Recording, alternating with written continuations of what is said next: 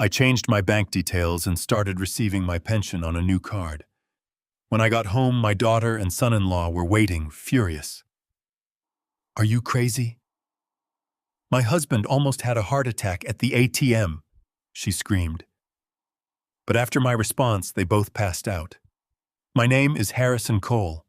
I'm 70 years old, a retired construction chief engineer, and a widower. I live in a quiet suburb outside of Philadelphia, a place that's usually peaceful until it isn't. If you're watching this story, please hit the like button. Subscribe to the channel so you don't miss my next life stories, and tell me in the comments where you're watching this video from and what time it is there right now. It makes me really happy to know which corner of the country or the world is listening to me. It was a Tuesday afternoon. I had just gotten back from a quiet morning walk, the kind of walk where the crisp autumn air usually clears your head.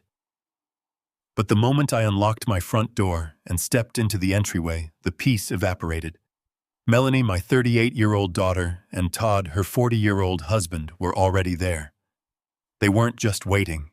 They were pacing, cornering me before I even had my coat off.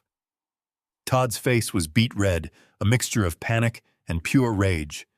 Before I could say a word, he yanked his hand out of his pocket and threw a piece of plastic onto the coffee table. It landed with a sharp click against the wood. It was my old debit card, deactivated and slightly bent. "What the hell are you doing?" Todd demanded, his voice thick with anger. "The ATM swallowed the card. It locked me out completely. Did you call the bank? Did you call the police on us?" I looked at the card, then up at Todd, keeping my face entirely blank. I felt a cold tightness in my chest, a sudden, undeniable confirmation of a suspicion I'd tried to ignore for weeks. I didn't raise my voice. I didn't match his frantic energy. I just asked a simple, piercing question. "That is my pension account," I said, my voice steady like ice water. "It receives $4,500 on the first of every month." "Why exactly were you trying to withdraw $1,000 in cash from my livelihood at 2 p.m. on a Tuesday?" For a second, the silence in the room was heavy enough to suffocate in. Todd's mouth opened and closed like a fish out of water. He glanced frantically at Melanie, the bravado suddenly draining from his face. Melanie, realizing the aggressive approach had just backfired spectacularly, immediately switched gears. The anger vanished from her expression, instantly replaced by a look of sheer manufactured desperation. Her eyes welled up with tears so quickly, it was almost impressive. She let out a choked sob and slumped onto the sofa, burying her face in her hands. "Dad, how can you be so cruel?" she wailed, peering up at me through tear-stained fingers. "You think we're stealing from you? You think we'd do that?" I asked a question, Melanie. Why was Todd draining my account? I remained standing, refusing to play along with the performance. "It's Leo," she cried out, her voice cracking perfectly. "Leo had a terrible asthma attack at school yesterday. It was awful, Dad. He couldn't breathe. They had to rush him to the emergency room." I felt a flicker of genuine alarm despite myself. Leo is my 8-year-old grandson, the light of my life. "Is he okay? Why didn't you call me immediately?" "He's okay now," Melanie sniffled, wiping her eyes with the back of her hand. "But they wouldn't let us leave without paying the deposit. Todd's insurance at work. There was a clerical error. It lapsed without him knowing. We were frantic, Dad. We just needed the cash right away, and we knew you wouldn't mind helping your grandson. We were going to tell you tonight." She looked up at me, her eyes wide and pleading. "We didn't want to stress you out, Dad. Not after your appendectomy earlier this year. You know the doctor said you need to avoid stress. We were just trying to manage things to take the burden off you. We were trying to protect you." Todd, sensing an opening, chimed in, his voice suddenly subdued and apologetic. "She's right, Harrison. I'm sorry I yelled. I was just so panicked about Leo and the hospital bills. I wasn't thinking straight. I'm so sorry." I stood there looking at my daughter and son-in-law. The story was airtight. It hit every emotional button: my grandson's health, my own recent health issues, their supposed desire to protect me. It was the perfect, plausible lie. I let my shoulders sag slightly, forcing my eyes to soften, playing the role of the guilty, concerned grandfather they expected me to be. I'm sorry, I stammered, rubbing my forehead as if overwhelmed.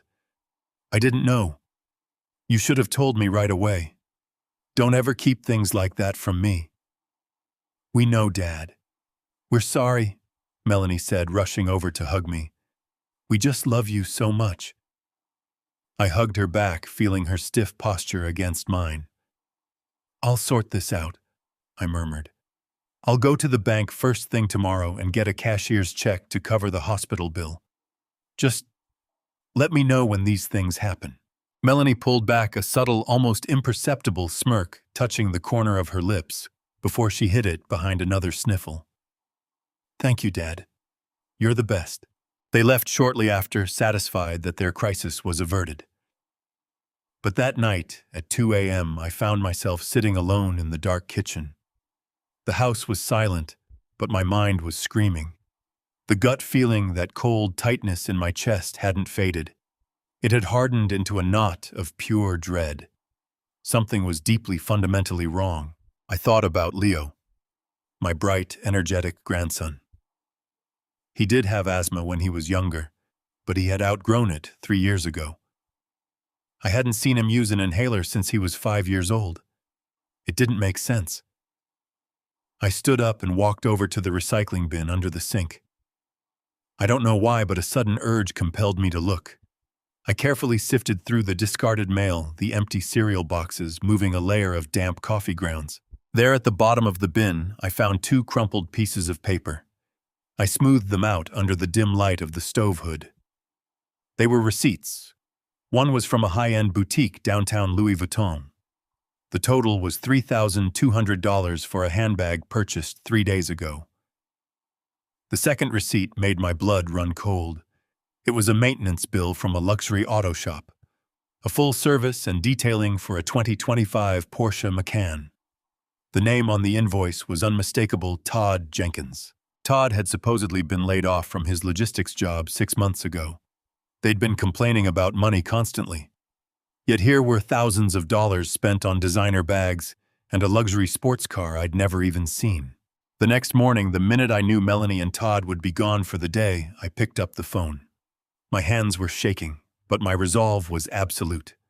I dialed the number for Leo's elementary school and asked to speak with the school nurse.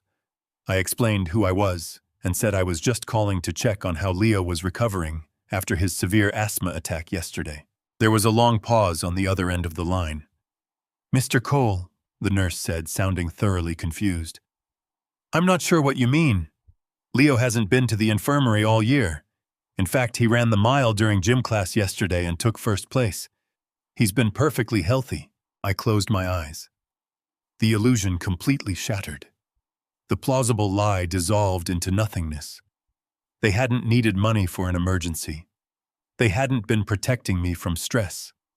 They were stealing from me, draining my lifeblood to fund a lifestyle they couldn't afford, and using my grandson's health as a shield to do it. The war had begun, and they didn't even know it yet. The silence that followed my question was absolute. I stood my ground, keeping my posture straight, despite the dull ache lingering in my abdomen from surgery 3 months ago. I did not blink. I did not shift my weight.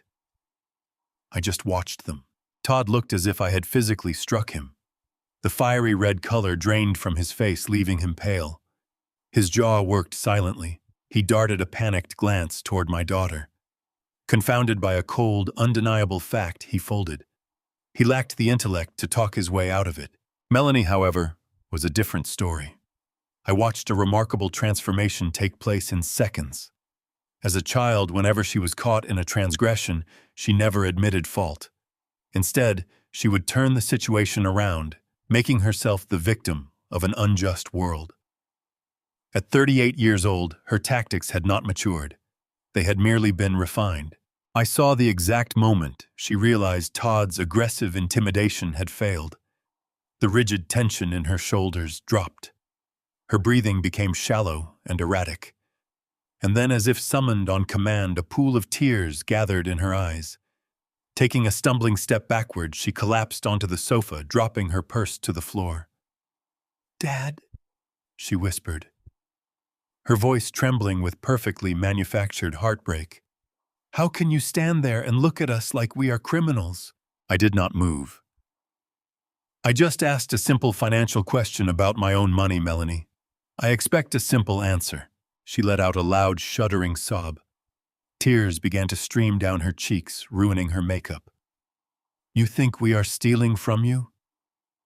You actually think your own daughter would steal from you?" She looked up at me, her face a portrait of agony. "After everything we do for you, after everything we sacrifice to make sure you are taken care of since Mom passed away, you treat us like this." Her words hung in the air, dripping with unearned indignation. It was a masterful performance. If I were a weaker man, I might have felt guilt for causing my little girl such distress, but the sudden chill in my gut kept me anchored to the floor. I watched her tears fall, and for the first time in my life I felt nothing but a profound, detached observation. Her sorrow did not reach her eyes. Her distress was a shield deployed the moment she was backed into a corner. "I am stating a fact," I said, keeping my tone perfectly level. "Todd was at the ATM with my card. The bank locked the account. Explain it." Melanie dragged her hands down her face. "You are so paranoid, Dad. We were trying to protect you."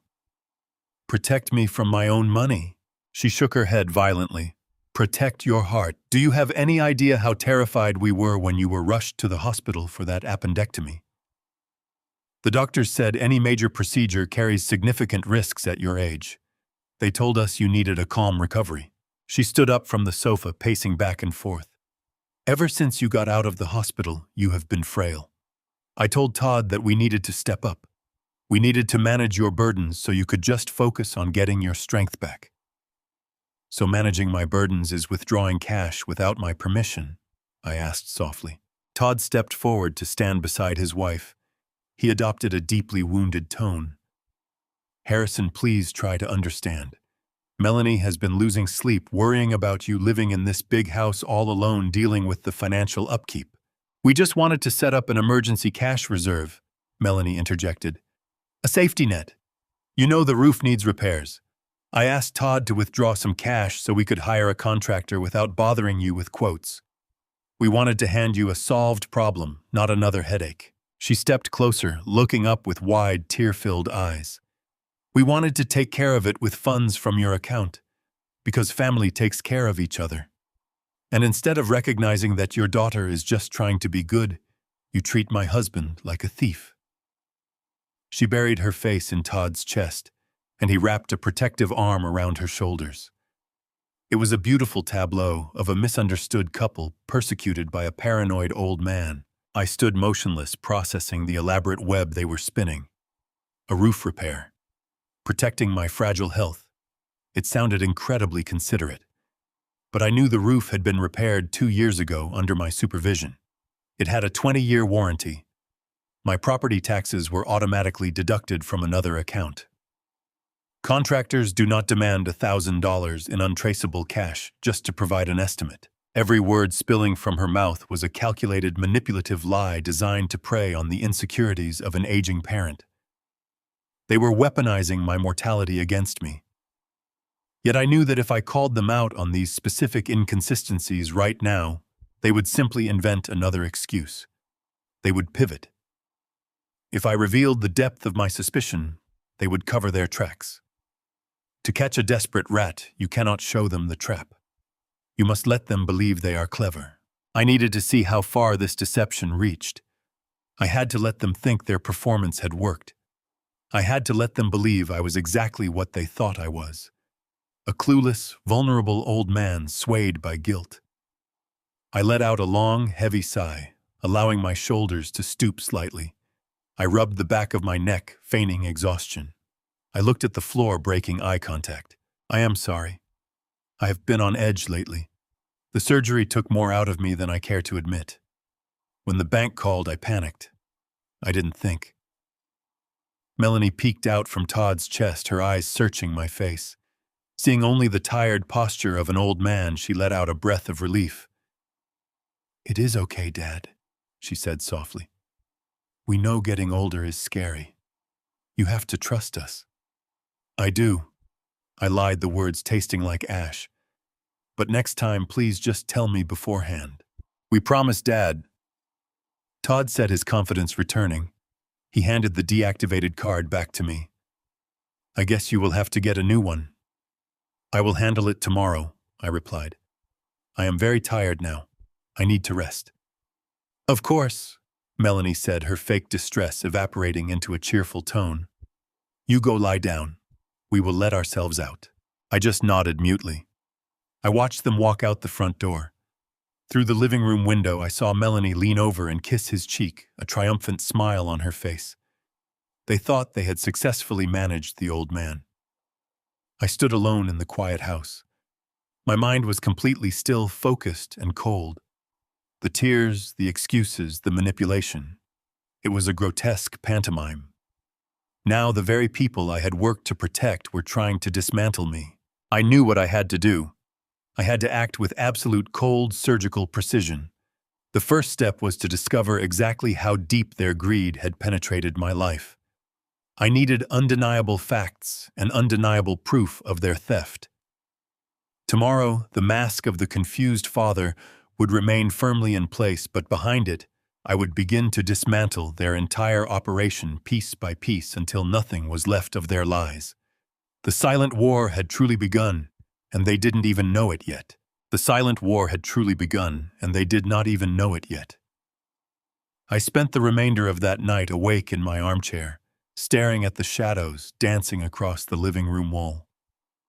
The clock ticked steadily in the hallway, marking the passage of hours, while my mind meticulously replayed the grotesque performance my daughter and son-in-law had just staged. I needed to be absolutely certain of my next move. When the sun finally began to rise, casting a pale, cold light through the kitchen windows, I stood up. My joints ached, a sharp physical reminder of my 70 years and the appendectomy I was still recovering from. But my mind was sharper than it had been in a decade. I walked into the kitchen and began to brew a pot of strong black coffee, intentionally moving with the slow, deliberate shuffle of a man burdened by guilt and physical frailty. That was the character I needed to play. That was the mask I had to wear to survive this betrayal. At exactly 8 in the morning, the front door opened with a loud creak. I heard the heavy, familiar thud of Todd boots in the entryway, followed by the soft click of Melanie heels. Todd walked into the kitchen looking purposefully disheveled. His dark hair was slightly mussed. His broad shoulders were slumped forward, and he carried a weary, defeated expression that might have fooled me just 24 hours ago. Melanie trailed closely behind him, clutching a crumpled tissue in her fist, her eyes appropriately red, rimmed, and puffy. They had clearly rehearsed this morning act down to the finest detail. They knew I had promised them a check to cover my grandson's supposed emergency medical bills, and they were here to collect the payout. "Good morning, Dad," Melanie murmured, her voice laced with a fragile, carefully practiced exhaustion. She walked over and kissed my cheek, leaving a faint scent of expensive perfume. "Did you manage to get any sleep?" "A little," I lied, pouring 2 mugs of coffee and sliding them across the polished granite island. "Please sit down, both of you. We need to talk." Todd pulled out a wooden stool and sat heavily, wrapping his hands tightly around the warm mug. He looked at me with an expression of deep, manufactured sorrow. "Harrison, I want to apologize again for yesterday. I lost my temper completely. The stress of the hospital, the panic of seeing Leo struggling to breathe, it just broke me down. I was terrified, and I took it out on you. You did not deserve that hostility." I took a slow sip of my coffee, intentionally letting my hands tremble just enough to be noticeable. "I understand, Todd. When it comes to our children, our grandchildren, fear can make us act in ways we normally would not. But you mentioned a problem with the hospital billing. You said they would not let you leave without a cash deposit." This was the exact cue Todd had been waiting for. He leaned forward, resting his elbows heavily on the counter, ready to deploy the seemingly bulletproof excuse they had spent the night concocting. "It is a complete nightmare, Harrison," Todd said, shaking his head in feigned disbelief. "You know how things have been at the logistics firm since the corporate merger. Pure chaos. Well, it turns out human resources made a massive clerical error with the employee benefit renewals last month. They somehow dropped my entire family off the primary health insurance roster. I had absolutely no idea until yesterday afternoon." He paused, letting the weight of the fabricated injustice settle heavily in the quiet room. When the ambulance brought Leo to the emergency room, he was literally gasping for air. His lips were turning blue. "Harrison." It was the most terrifying moment of my entire life.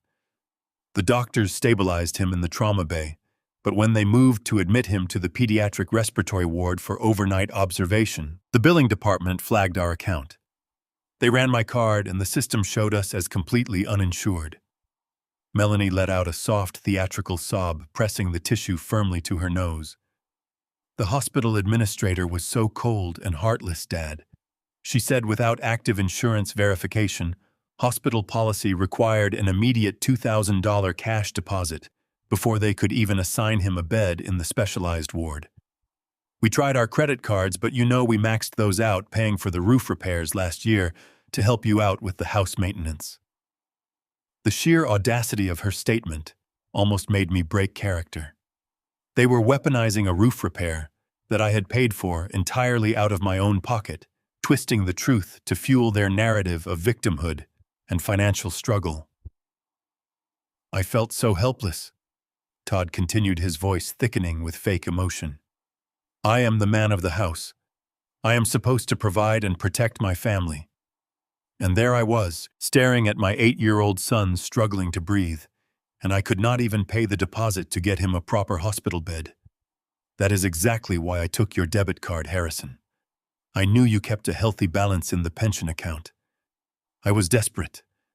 I just wanted to withdraw the cash, pay the hospital administrator, and figure out the rest later. I swear to you on my life I was going to replace every single cent as soon as human resources fixed the insurance glitch." It was a masterpiece of emotional manipulation. They had woven tiny threads of truth with massive fiction, creating a scenario specifically designed to bypass my logic and attack my parental instincts directly. They knew I loved Leo more than anything in this world.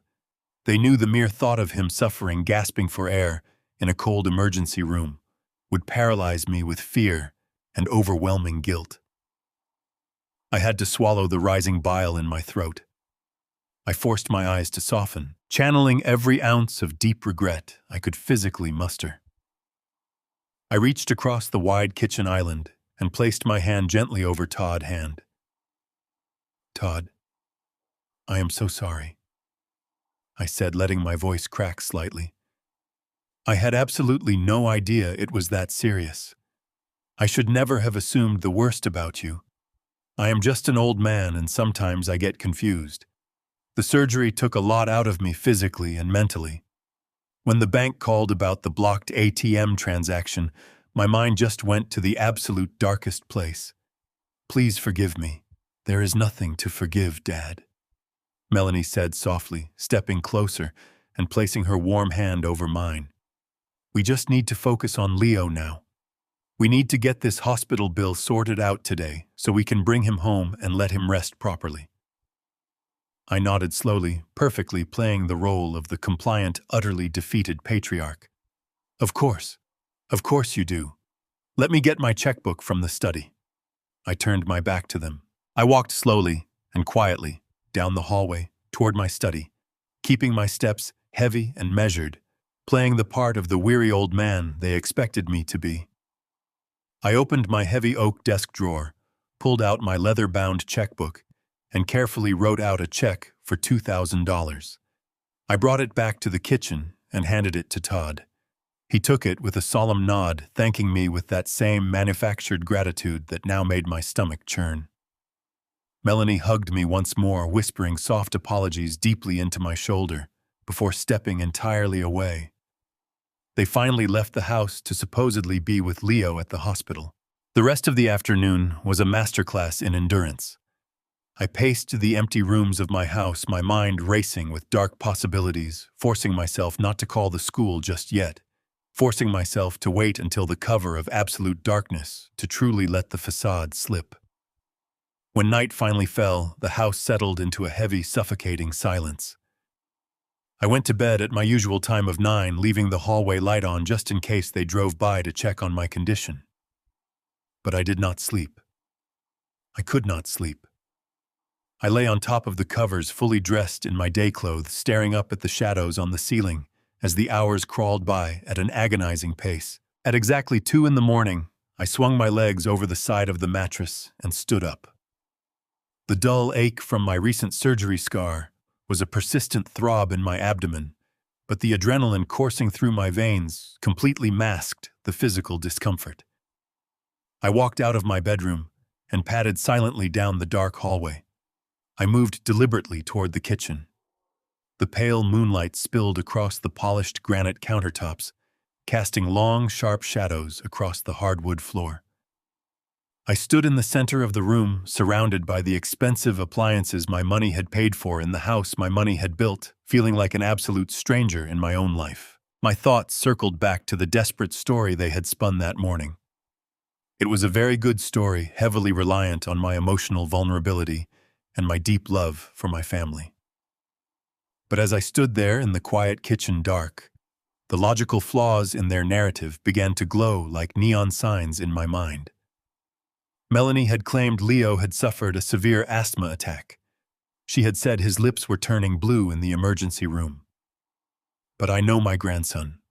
I know every detail of that boy's life. He was diagnosed with mild childhood asthma when he was a toddler. It was a scary time for all of us, but by the time he turned 5 years old, his lungs had strengthened significantly. He completely outgrew the condition 3 years ago. I vividly remember the glorious day his pediatrician officially took him off his daily preventative inhaler. We celebrated with a large bowl of chocolate ice cream at his favorite parlor. Leo is 8 years old now. He plays competitive soccer in the autumn and runs track in the spring. He has not needed a rescue inhaler in 36 months. The entire premise of their desperate plea for cash was a calculated biological impossibility. The realization settled over me not with a sudden shock, but with a cold, creeping certainty. They were lying to my face, and if they were willing to lie about a medical emergency involving my grandson, what else were they lying about? I needed physical evidence. I needed something tangible to anchor this floating sense of dread. I turned my attention to the kitchen space around me. Where do people discard their mistakes when they think no one is looking? I walked over to the tall, stainless steel trash can tucked neatly beside the pantry door. It was completely empty, a fresh plastic liner having been put in that morning by the cleaning service I pay for every week. But right next to it was the deep household recycling bin container. It was meant strictly for paper and cardboard. Melanie was meticulous about separating the trash, a habit she ironically picked up from her mother years ago. I knelt slowly beside the bin. The cold tile seeped through the fabric of my trousers as I reached my hand inside. The top layer was mostly junk mail, glossy catalogs, and flattened cereal boxes.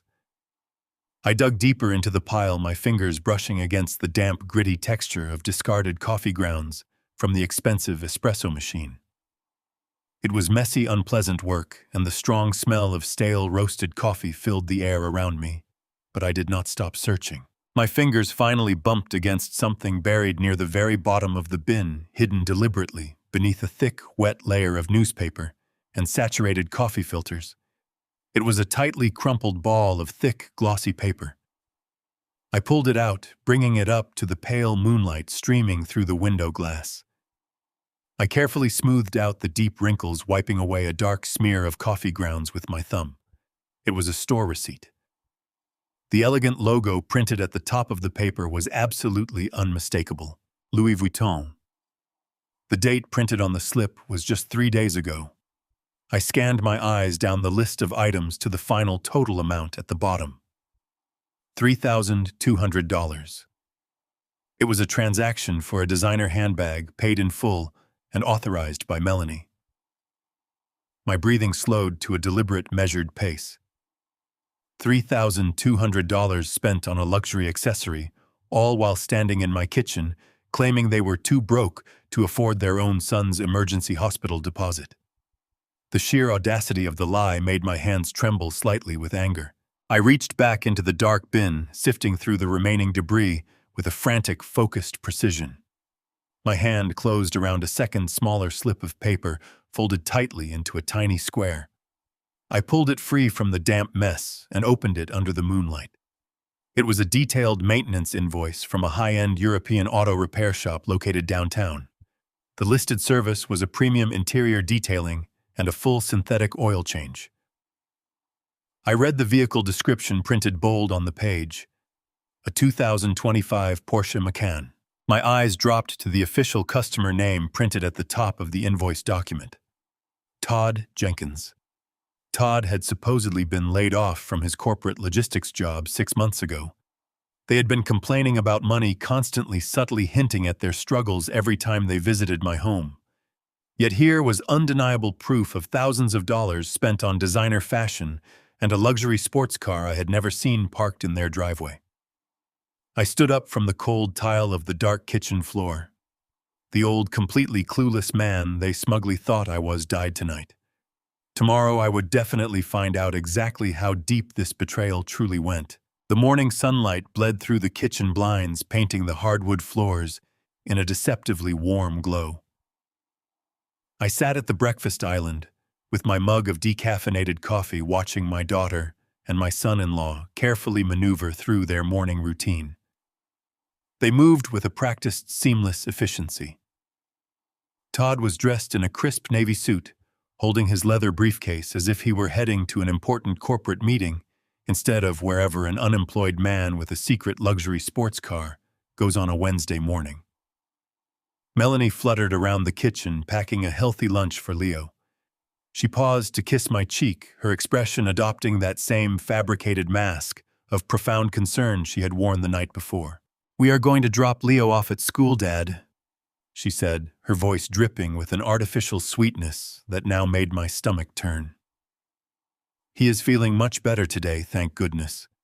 The doctors said he just needs to take it easy and avoid any strenuous physical activity for the rest of the week. Do not worry about a thing. You just stay here, rest your body, and try not to stress." "I will," I replied, forcing my facial muscles to form a gentle, reassuring smile. "Give my brave boy a big hug for me. Tell him Grandpa loves him." "Of course," Todd added, patting my shoulder with a heavy, patronizing hand. "Take care of yourself, Harrison. We will see you this evening." I listened to the heavy wooden front door click shut, followed by the muffled sound of Melanie locking the deadbolt from the outside. I remained perfectly still on my stool until I heard the low hum of her crossover vehicle pulling out of the driveway and fading down the suburban street. The moment the silence of the empty house settled around me, the frail, accommodating smile dropped from my face. I stood up, feeling a cold, singular focus wash over my mind. The time for passive observation was over. I walked straight into my study and sat behind my heavy oak desk.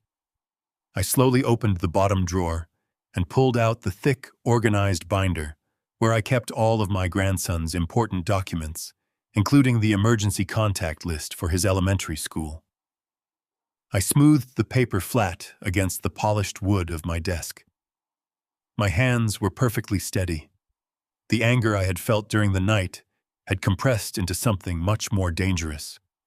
It had become a cold, calculating determination.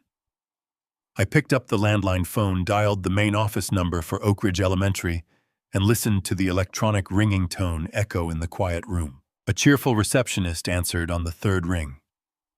I introduced myself as Harrison Cole, Leo's grandfather, and a listed emergency contact, and asked to be transferred directly to the school nurse. A few clicks later, a warm, professional voice came through the receiver. It was Nurse Davis. I had met her twice before during school events, a kind woman who knew all the children by name. "Good morning, Mr. Cole," she said brightly. "How can I help you today?" I cleared my throat, injecting a slight tremor into my voice to play the role of the anxious, recovering elder. Good morning, Nurse Davis. I am calling to check on my grandson Leo. My daughter dropped him off this morning, but I am just sitting here worrying myself sick. After that terrible asthma attack he suffered yesterday, I just wanted to make sure he was not experiencing any lingering respiratory issues in class today. His mother said the hospital cleared him, but you know how grandfathers worry. There was a prolonged, heavy silence on the other end of the line. The cheerful demeanor in her voice instantly vanished, replaced by a tone of profound professional confusion. I am sorry, Mr. Cole, she said slowly, weighing her words carefully. Did you say an asthma attack yesterday? Yes, I replied, maintaining the facade of innocent concern. Melanie told me it was quite severe. He had to be rushed to the emergency room in the middle of the day. I am just calling to see if he needs his inhaler administered or if he should be resting in your office instead of sitting in a regular classroom. I heard the faint clicking of a computer keyboard as she pulled up my grandson's medical file. Mr. Cole, there must be some kind of massive miscommunication. Leo has not visited my office for a respiratory issue in over 3 years. His file notes that his childhood asthma has been completely dormant. In fact, he was not checked out of school early yesterday at all. He was here for the entire academic day. My grip on the telephone receiver tightened, the plastic creaking faintly under the pressure of my fingers. Are you absolutely certain? Melanie was incredibly distressed. She said he was struggling to breathe. I am unequivocally certain, sir, Nurse Davis replied, her voice firm and reassuring. I personally supervised the 3rd grade physical education class yesterday afternoon on the outdoor track. Leo was not only breathing perfectly fine, but he actually won a blue ribbon in the mile run.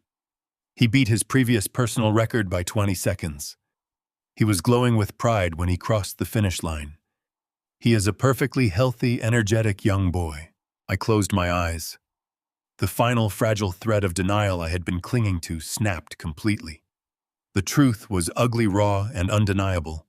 My daughter and my son-in-law had looked me directly in the eyes and used the imaginary suffering of an innocent 8-year-old child to justify stealing my pension. They had exploited my deepest vulnerability, my love for my grandson, simply to fund their hidden luxury lifestyle. Mr. Cole, the nurse asked, her voice tinged with a new layer of concern. Are you all right? Should I call his parents to clarify the situation? No, I said quickly, smoothing out my tone to hide the storm raging inside my chest. No, please do not call them. You are right. It must be a terrible miscommunication on my end.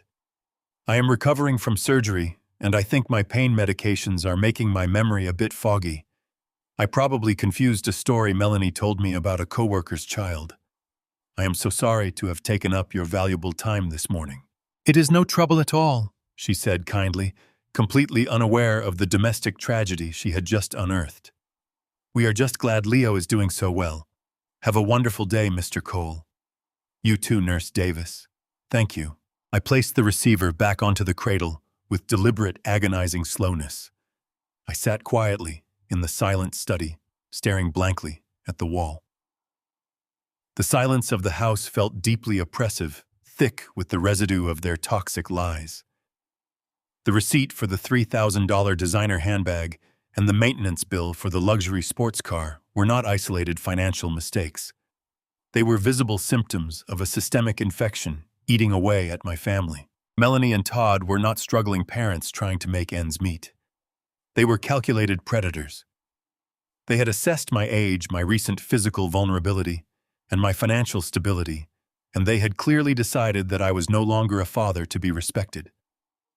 I was simply a resource to be quietly and systematically drained.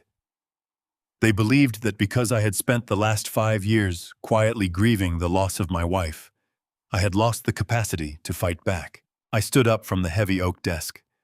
The physical ache in my lower abdomen was completely gone, overridden by a cold, mechanical clarity. The grieving widower who sought only peace and family harmony was permanently gone. The meticulous engineer had finally returned. I walked slowly to the hallway closet, pulled out my sturdy wool coat, and grabbed my keys. I had to leave the toxic house immediately. I needed to gather my allies, lock down all my remaining assets, and prepare a strike so absolute and legally binding that they would never see it coming until the walls were already collapsing around them. The silent war had officially begun, and I was going to finish it completely.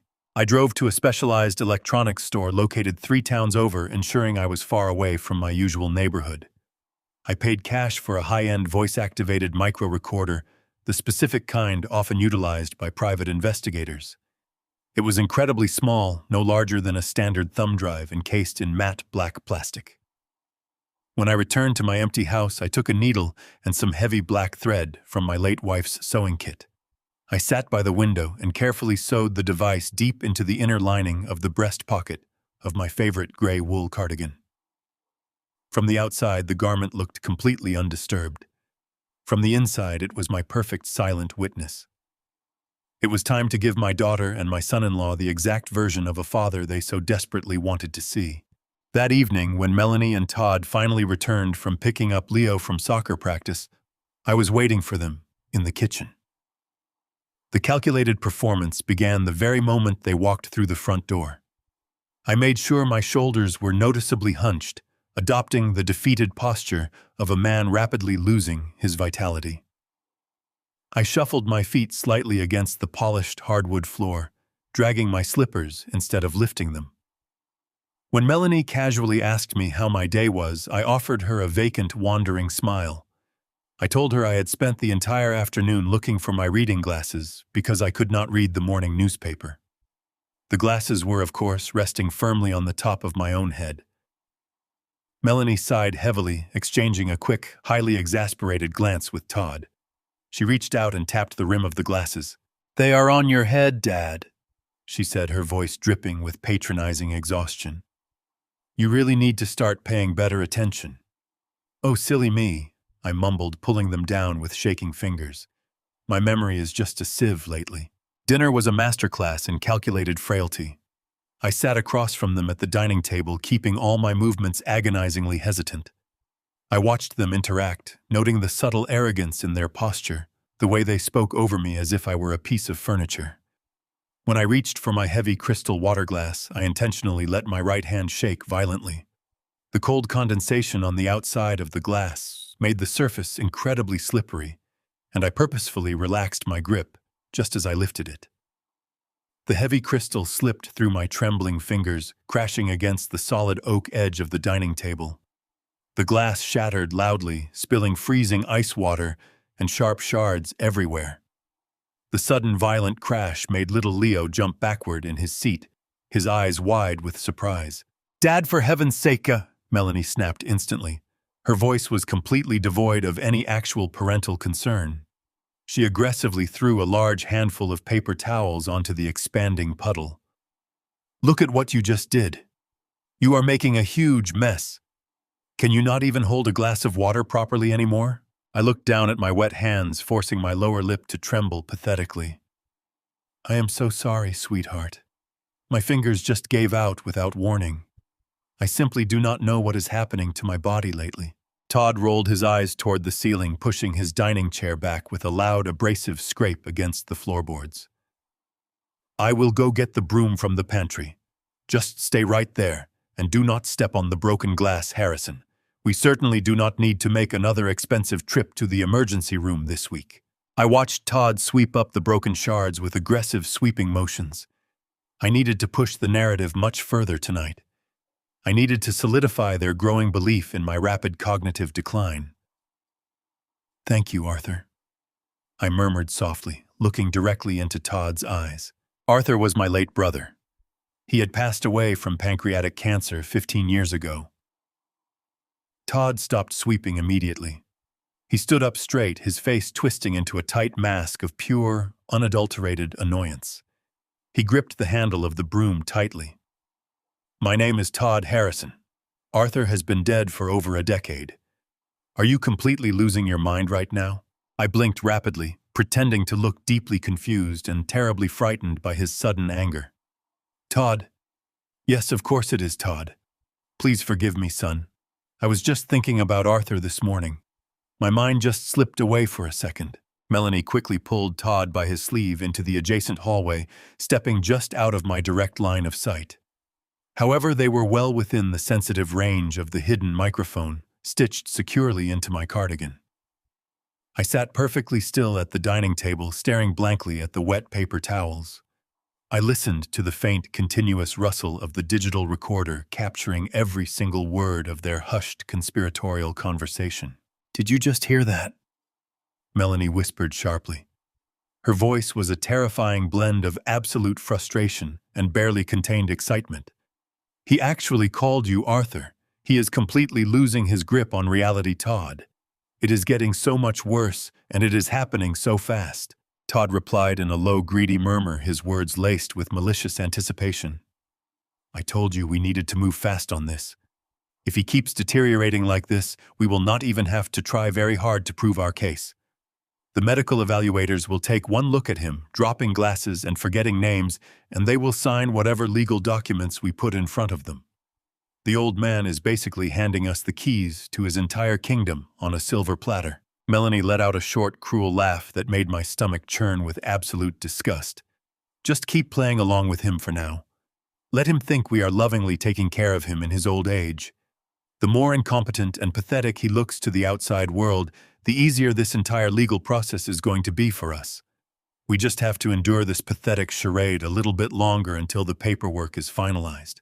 They returned to the dining room a minute later. Their faces were instantly smoothed back into carefully constructed expressions of patronizing tolerance. They treated me exactly like a burdensome, dim-witted child for the remainder of the long evening. They spoke to me in slow, exaggerated, overly loud tones, acting as if my hearing and my basic comprehension were completely gone. I played along flawlessly. I nodded meekly at their condescending instructions. I apologized profusely for my clumsiness. I excused myself and went to bed very early, claiming a terrible headache. Once I was safely inside my room, I locked the heavy wooden door securely behind me. I walked over to my bedside lamp, pulled the tiny micro-recorder from my hidden pocket, and plugged an earpiece into the jack. I pressed the playback button and listened to the digital audio file.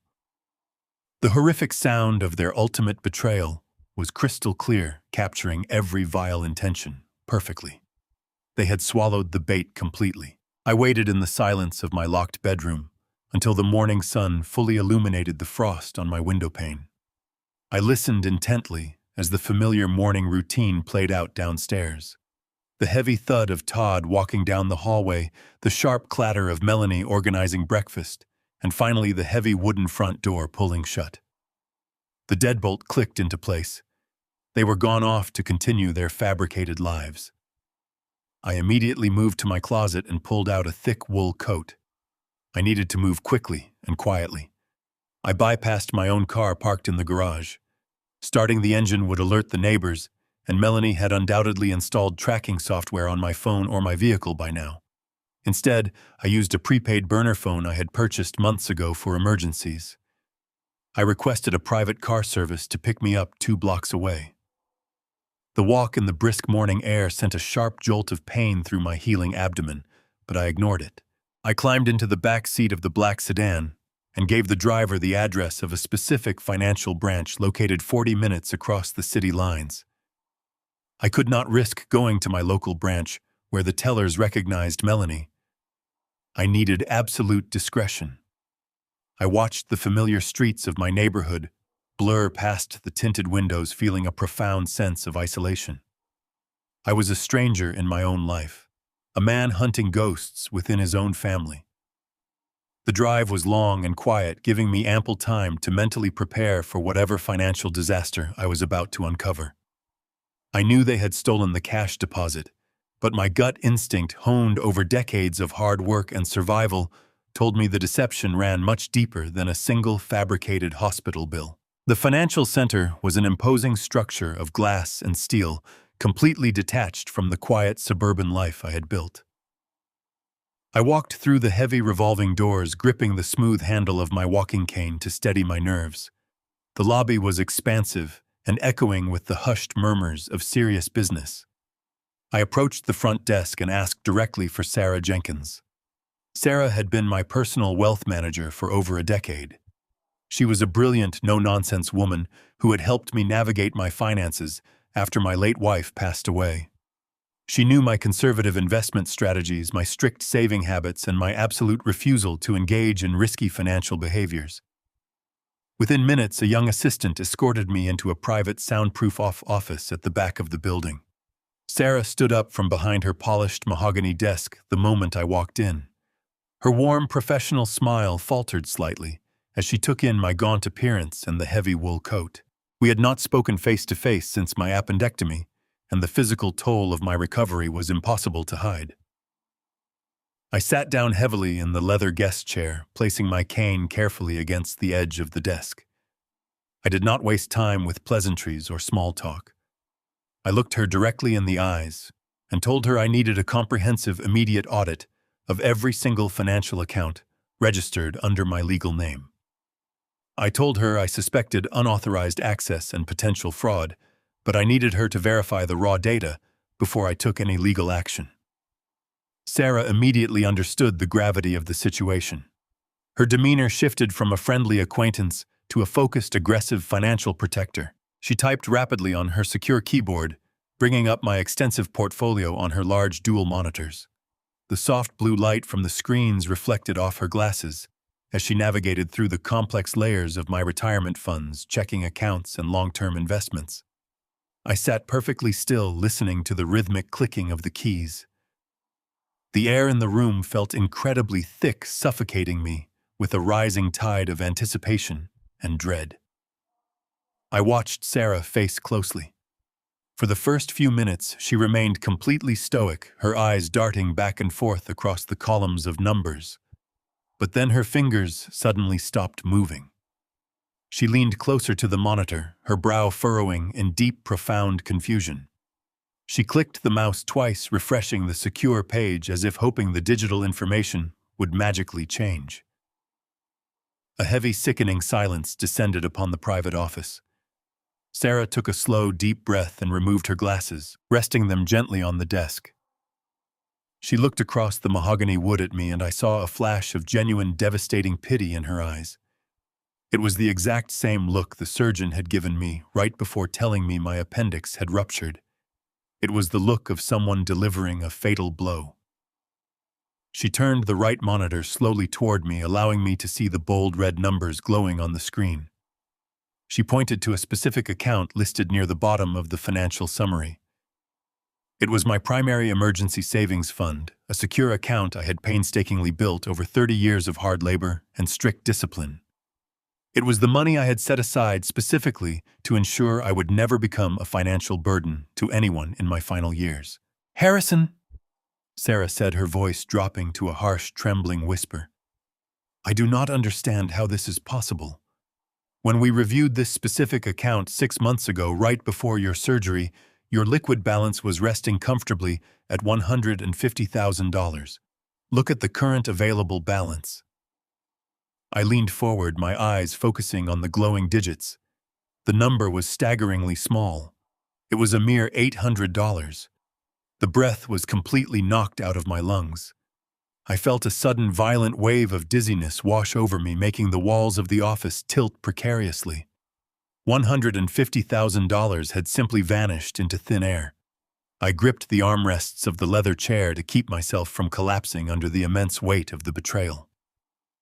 "Where did it go, Sarah?" I asked, my voice barely recognizable to my own ears. Sarah turned back to her keyboard, her fingers flying across the keys with a frantic, desperate urgency. She pulled up the detailed transaction history for the past 24 weeks. "It was not a single withdrawal," she explained, tracing a long column of dates and amounts with her silver pen. "It was a meticulously planned, systematic drain. Over the past 6 months, exactly during the period of your medical recovery, someone initiated a continuous series of complex wire transfers. They were moving amounts just under the federal reporting threshold to avoid triggering any automatic fraud alerts in our security system. 7,000 here, 9,000 there. They routed the funds through multiple anonymous shell accounts before dropping them into an external, untraceable trust. She looked at me, her face pale with absolute shock. The external trust is registered under a secondary limited liability corporation.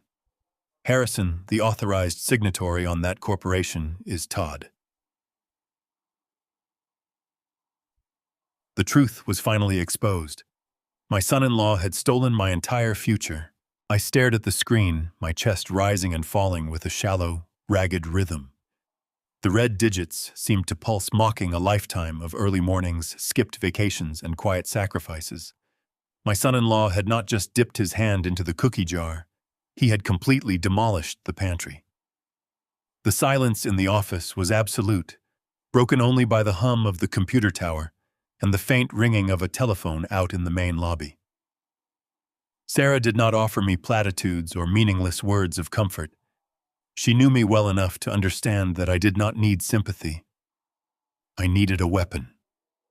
Her hands hovered over the keyboard for a brief moment before she made a sudden, decisive movement. She locked her workstation, securing the screen with a rapid series of keystrokes, and turned her chair to face me directly.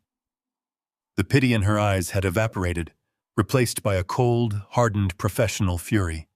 She understood exactly what this meant. Someone had manipulated her banking institution to rob a man she deeply respected. "I am freezing all of your accounts right now," Sarah said, her voice dropping to a low, authoritative register. "No money moves in or out without my direct physical authorization. I do not care what paperwork Todd tries to present. Your assets are on total lockdown. But Harrison, you need to understand the legal reality of this situation. If Todd had authorized access even through coercion or forged digital permissions, recovering these funds through standard banking channels will be virtually impossible. We are looking at sophisticated, intentional financial fraud. The local police will not be equipped to handle this level of white-collar theft. We need a specialized predator." Leaned back in the leather chair, feeling a sudden surge of adrenaline completely overwrite the shock. "Who do we call, Sarah? Tell me exactly what we need to do. I want every single cent back, and I want them to pay for what they have done." Sarah picked up her desk phone and dialed a private number from memory. "I am calling Mitchell Reed," she said, waiting for the line to connect. "He is an independent attorney specializing exclusively in complex financial fraud, asset recovery, and forensic corporate espionage. He is ruthless, he is expensive, and he destroys people who steal money. I have worked with him twice before when our high-net-worth clients were targeted. He is exactly the bloodhound you need." "Pardon, Tourmont." She spoke briefly into the receiver in hushed, urgent tones, mentioning my name and the staggering sum that had vanished from the emergency trust. Within minutes, the call was concluded. She looked at me with a grim, determined nod. Mitchell was already in the building. He had been meeting with the bank's regional director on a separate compliance issue and was heading down to our office immediately. The sheer speed of the response was slightly dizzying, but I welcomed the momentum. I was done waiting in the dark. 10 minutes later, the heavy soundproof door opened. Mitchell Reed stepped into the room, and he commanded attention effortlessly. He was a tall, lean man in his late 40s wearing a tailored charcoal suit that looked like armor. His dark hair was meticulously groomed, and his eyes held the sharp, analytical gaze of a man who spent his life dismantling elaborate lies. He carried a battered leather briefcase that seemed incongruous with his polished appearance, suggesting he was a man who actually did the dirty work himself. He did not smile when Sarah introduced us. He simply extended a firm hand, his grip calculating and strong.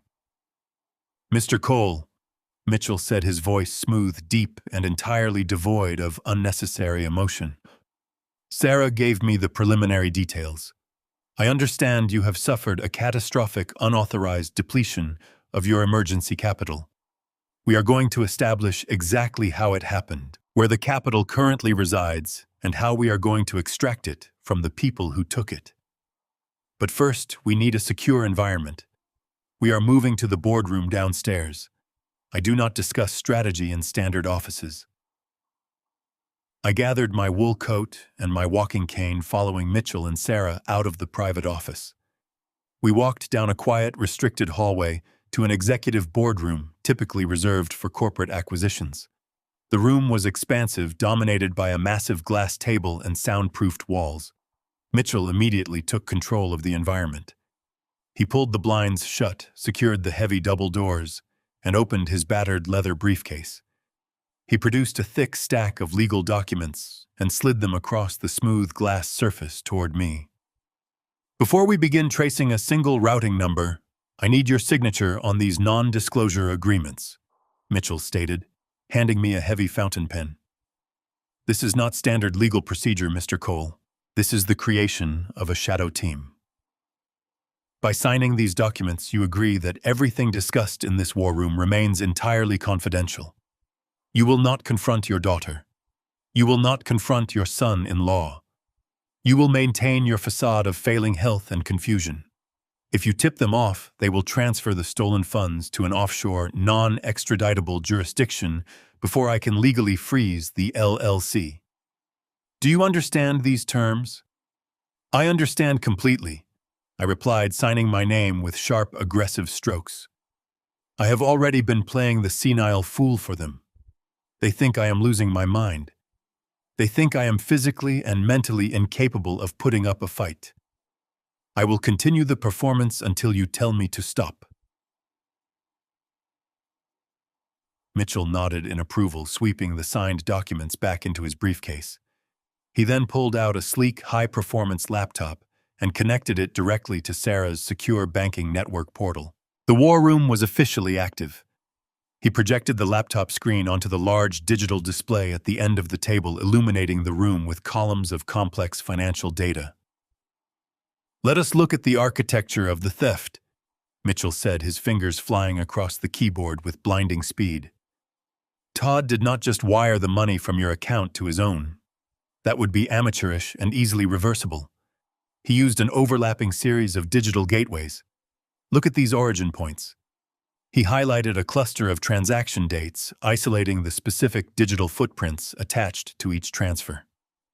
Every time money was moved, it was initiated from a different IP address. One transfer shows an origin ping from a coffee shop downtown. Another shows a connection from a public library. He used virtual private networks to mask his physical location, making it look like your account was being drained by random anonymous hackers. If it is anonymous, how do we prove it was Todd? I asked, my voice tight with frustration. Because criminals always make mistakes when they get greedy, Mitchell replied, a cold, predatory smile briefly touching his lips.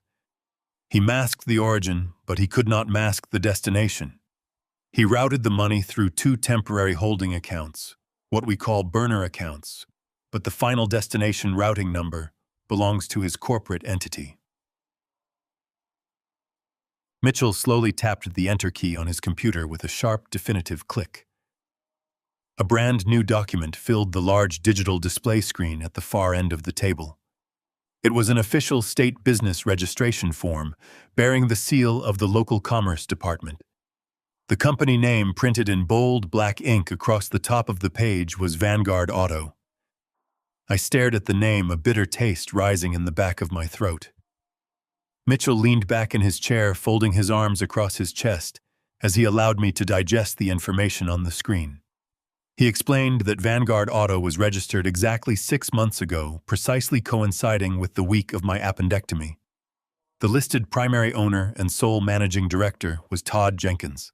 The registered business address was not a commercial garage or a corporate office park, but rather a rented post office box located in a strip mall 3 towns over.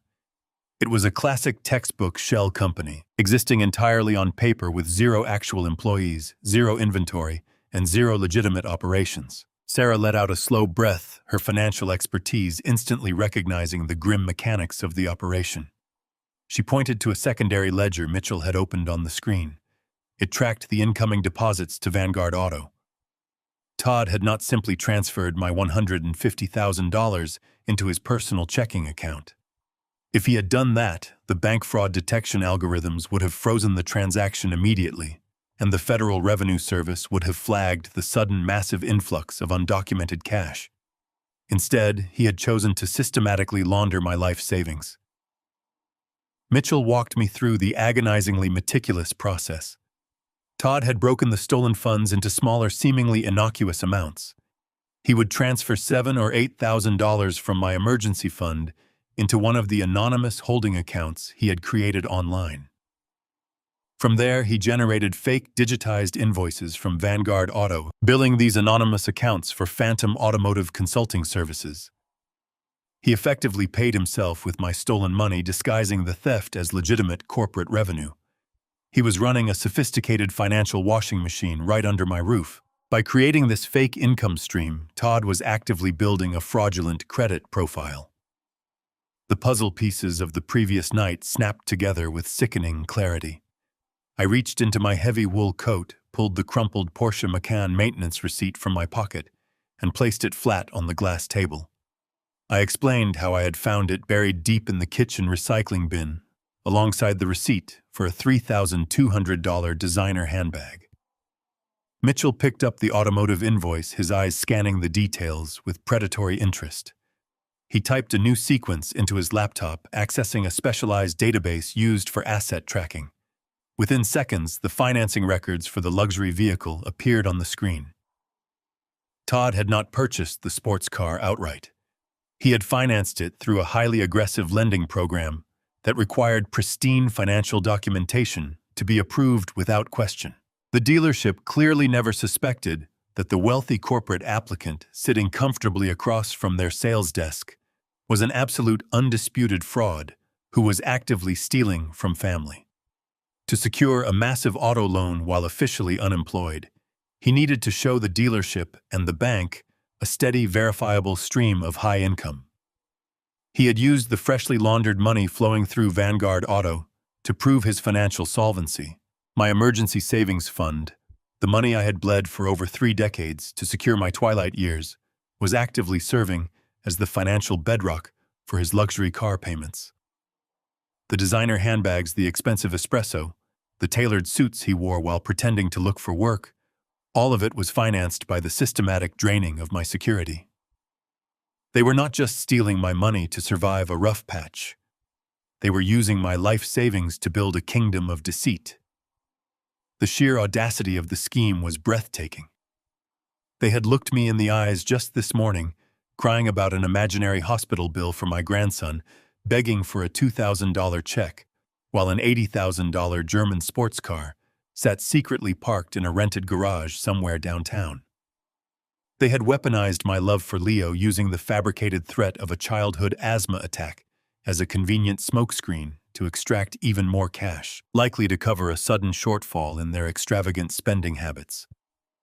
Every tear Melanie had shed, every dramatic sigh of frustration Todd had exhaled, was part of a meticulously choreographed performance designed to keep the senile old man docile and compliant. I felt a cold, hard knot form in the center of my chest. The residual parental instinct that had always urged me to protect and forgive my daughter completely evaporated, leaving behind nothing but a profound, unyielding desire for absolute justice. I looked at Sarah, who was watching me with an expression of deep, silent solidarity, and then I turned my focus back to Mitchell. He was already drafting a new series of legal injunctions on his laptop, moving with the quiet efficiency of a man preparing for a slaughter. He explained that laundering money through a fake limited liability corporation elevated their actions from simple elder abuse to a federal financial crime. Todd had crossed a line that carried severe mandatory minimum sentencing guidelines. He had committed wire fraud, bank fraud, and tax evasion, all in one sweeping motion. Mitchell laid out the strategy. We could not simply walk into the local police precinct and hand them a file. We needed to build an ironclad, inescapable cage. We needed to freeze Vanguard. Auto seize the hidden assets and secure a federal indictment before they even realized I was no longer playing the role of the confused grandfather. The shadow team was fully operational. I authorized Mitchell to deploy his forensic accountants to trace every single penny that had passed through Vanguard Auto. I wanted to know exactly where the Porsche was hidden, I wanted to know how many designer items Melanie had purchased with my stolen retirement funds. I wanted a complete, exhaustive inventory of their relentless, unapologetic greed. As I sat in the secure war room watching the digital evidence mount against my own flesh and blood, a strange sense of absolute calm washed over me. The confusion and the heartbreak were entirely gone. I was no longer the victim of a domestic tragedy. I was the silent architect of their impending destruction. They had vastly underestimated the man they were trying to ruin. They thought my silence was a clear symptom of cognitive decline, but it was merely the quiet before the violent storm. I stood up from the glass table, buttoned my thick wool coat, and thanked my shadow team for their swift, merciless efficiency. I had a family dinner to attend back at my house and a brilliant performance to maintain. The senile fool was about to return home completely ready to stand aside and silently let them enthusiastically dig their own graves just a little bit deeper into the dark, cold earth. The remainder of my evening at home was a masterclass in suffocating restraint. I sat in my leather recliner nursing a mug of herbal tea and watched my daughter and son-in-law glide through the house with the unbothered grace of people who believed they had successfully conquered their world. They spoke in hushed tones in the hallway. They laughed softly in the kitchen. Every smile they flashed in my direction was a perfectly painted lie, and I returned each one with the vacuous, nodding compliance of a fading old man. I went to sleep that night, wrapping that facade tightly around myself, like a protective blanket. I needed them completely blinded by their own arrogant confidence. The next morning dragged by with agonizing slowness. I played my part, shuffling through the morning routine, complaining about phantom aches, and misplacing my reading glasses twice before breakfast. Once they finally left the house for the day, I dropped the act instantly. I was sitting at the kitchen island, staring at the precise spot where Melanie had wept her crocodile tears the day before, when my burner phone vibrated violently against the granite countertop. The caller identification displayed a restricted number, but I knew exactly who it was. I answered on the first ring. "Harrison," Mitchell Reed said, his deep voice entirely stripped of its usual measured composure. "You need to get down to the war room right now. We have a massive escalation. Take a cab, take a private car, just get here as fast as you physically can." He did not wait for my response. The line clicked dead. The sudden, sharp urgency in his tone sent a fresh spike of ice water straight into my veins. The Vanguard Auto Shell Company and the Stolen Emergency Fund were devastating, but Mitchell was a seasoned forensic attorney who dismantled multi-million-dollar corporate frauds for a living. He did not panic over $150,000. Something much larger had just broken the surface. I grabbed my heavy wool coat and my walking cane, bypassing my vehicle just as I had the day before. I ordered another private car service, my mind racing through dozens of catastrophic scenarios as the black sedan sped through the busy city traffic. When I finally walked through the heavy revolving doors of the financial center, the atmosphere felt noticeably different. The usual hushed professional calm of the lobby seemed tense. Sarah Jenkins was waiting for me near the elevator banks, completely bypassing the reception desk. Her face was ashen, her lips pressed into a tight, grim line. She did not offer a greeting. She simply swiped her security badge, and we rode up to the executive floor in absolute suffocating silence. Mitchell was already pacing the length of the soundproof boardroom when we entered. His tailored charcoal suit jacket was draped carelessly over a leather chair, and the sleeves of his crisp white dress shirt were rolled up to his elbows. The digital display screen at the end of the long glass table was turned off. Instead, the polished surface of the table was dominated by a single massive manila folder. It was thick, heavy, and stamped with the bright red ink of the county recorder office. "Sit down, Harrison," Mitchell commanded, gesturing sharply to the chair nearest the folder. I lowered myself into the leather seat, resting both hands heavily on the silver handle of my cane. "What did you find, Mitchell?" "You sounded like the building was on fire." Mitchell stopped pacing. He planted his hands firmly on the edge of the glass table and leaned forward, his dark eyes locking directly onto mine.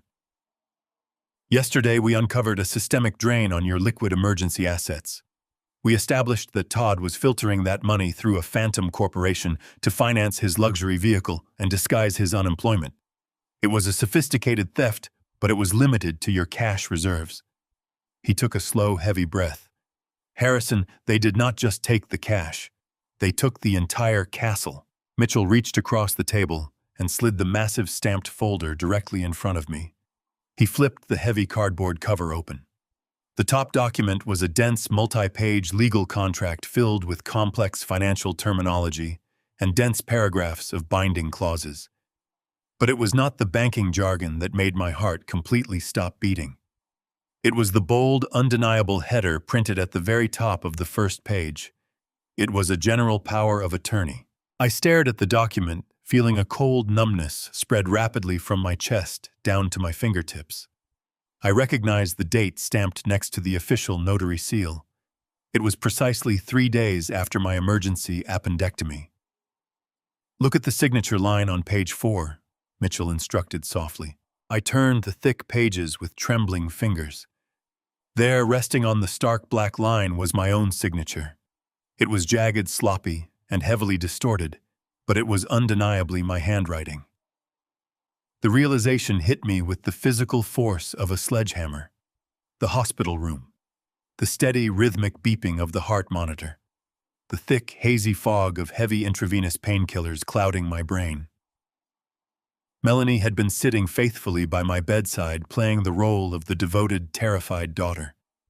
When the discharge nurse had left the room to process my release, Melanie had suddenly pulled a thick stack of medical paperwork from her designer tote bag. She had gently placed a pen in my weak, trembling hand, softly whispering that these were just standard hospital release forms and insurance waivers that required my immediate authorization so we could finally go home. I had trusted her completely. I was exhausted in terrible pain and desperate to sleep in my own bed. I had blindly signed every single page she placed in front of me without reading a single word. I had signed away my absolute legal autonomy while lying in a hospital gown high on narcotics, completely manipulated by the little girl I had raised and protected my entire life.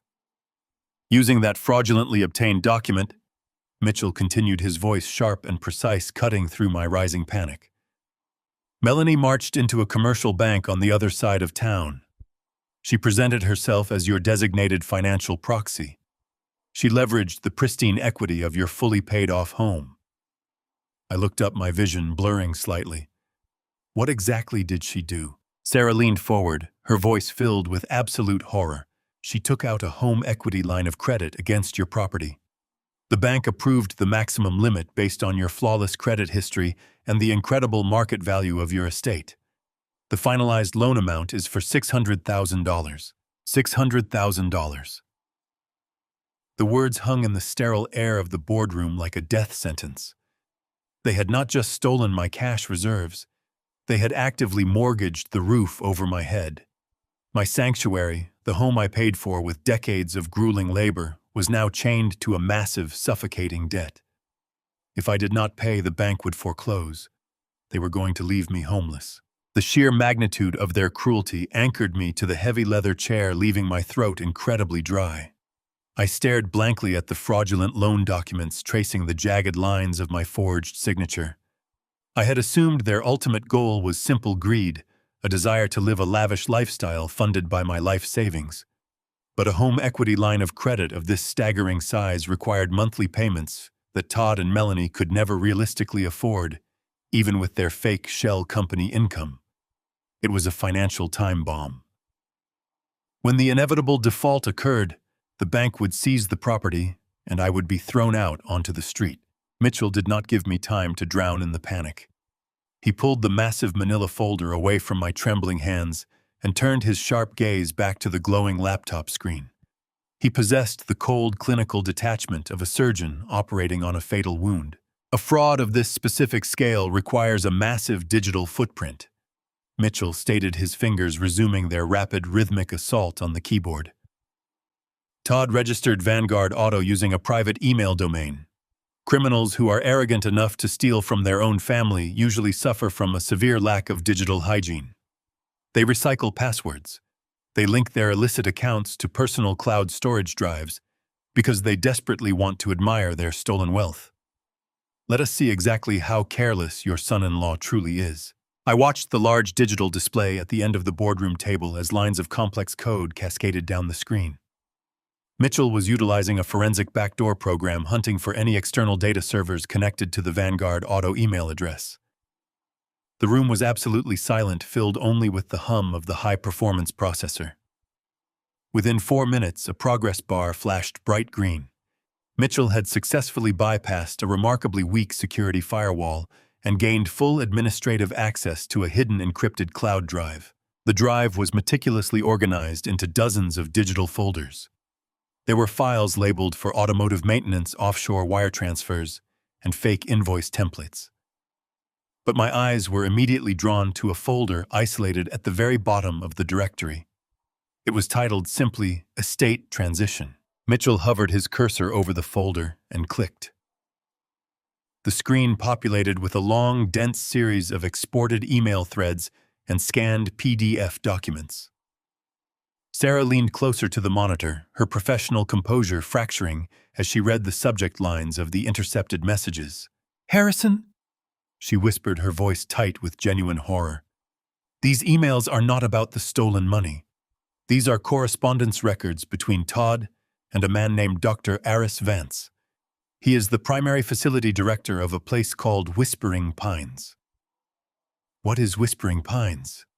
I asked, a new, entirely different kind of dread blooming in my chest. Mitchell opened the top email thread, his jaw clenching tightly. Whispering Pines is a state-run long-term care facility located 2 states away, nestled in a deeply rural, isolated county. It is notoriously underfunded and severely understaffed. It is not a place where wealthy families send their loved ones to recover. It is a bleak, forgotten dumping ground where people are sent when they have absolutely no one left to advocate for them. I stared at the screen as Mitchell scrolled slowly through the digital conversation. The messages between my son-in-law and the corrupt facility director were shockingly casual, detailing a transaction that made my blood run entirely cold. Melanie and Todd were not just planning to leave me homeless when the bank inevitably foreclosed on my property. They were actively orchestrating my permanent disappearance. "Look at these medical attachments," Mitchell said, opening a separate PDF file. The document displayed on the massive screen was a comprehensive psychological evaluation. It bore the official, highly recognizable letterhead of my own primary care physician, a doctor I had trusted for over 20 years.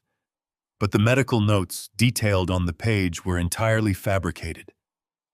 According to this forged evaluation, I was suffering from severe, rapid-onset dementia. The detailed paragraphs claimed I had been exhibiting violent, unpredictable outbursts, wandering the neighborhood aimlessly at night, and demonstrating a complete inability to manage my own basic hygiene or personal finances. They were meticulously creating a documented paper trail of absolute insanity. "They are building a medical guardianship case," Mitchell explained, his voice low and dangerous. "Melanie is using the general power of attorney she tricked you into signing at the hospital. With that document and these forged medical records, she possesses the legal authority to declare you a danger to yourself. She can forcibly commit you to a psychiatric holding facility without requiring your consent or a secondary judicial review." I felt physically sick. The sheer calculating evil of their plan was suffocating. I tried to speak, but the words caught painfully in my dry throat. They were going to lock me away in a miserable, underfunded institution, hundreds of miles away from everything I knew. Why would this facility director agree to admit a patient based solely on emailed documents without a preliminary in-person evaluation? Sarah asked, her eyes darting across the screen. "That breaks every single state health regulation." Mitchell opened the final email in the thread, exposing the dark, rotten core of the entire operation. "Because Todd is buying his complicity. Look at this financial routing schedule." The email detailed a highly illegal kickback scheme. Todd was funneling $50,000 of the stolen home equity line of credit money directly into a discretionary administrative fund that Dr. Vance personally controlled. It was categorized as an anonymous private donation to the facility. In exchange for this massive bribe, the corrupt director had agreed to waive all standard admission protocols. He was guaranteeing a secure, locked-down bed for me the moment I was transported across state lines. The horrifying reality of my situation crushed down on me. Melanie and Todd were tying up every loose end with ruthless precision. When the $600,000 bank loan inevitably defaulted, I would not be living in my house to answer the foreclosure notices. I would already be trapped inside Whispering Pines. The corrupt staff would heavily medicate me to suppress my protests. If I tried to tell the nurses about my stolen pension, the fake luxury car company, or the forged mortgage documents, they would simply point to my fabricated medical file. They would dismiss my desperate pleas for help as the sad, paranoid delusions of a severely demented old man. I would be completely stripped of my voice, my dignity, and my legal rights. I would slowly die in an isolated, terrifying room entirely forgotten by the world, while my daughter and her husband lived a lavish, carefree life built directly upon my bones. I sat in the cold, soundproof boardroom, surrounded by the undeniable digital proof of my impending doom. The silence stretched for several long, agonizing minutes while I processed the sheer depth of their depravity.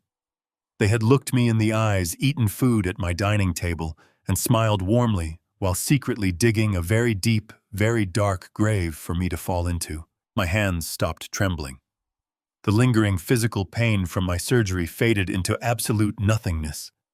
The profound, overwhelming sadness I had harbored since my wife passed away was completely incinerated by a sudden, brilliant flash of pure, righteous fury.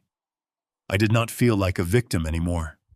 I felt like a man who had just been handed the exact blueprints to his enemy's fortress. I looked at Mitchell Reed. His dark eyes were fixed on me, waiting for my reaction, waiting to see if the old man would break under the immense psychological weight of this discovery. I did not break.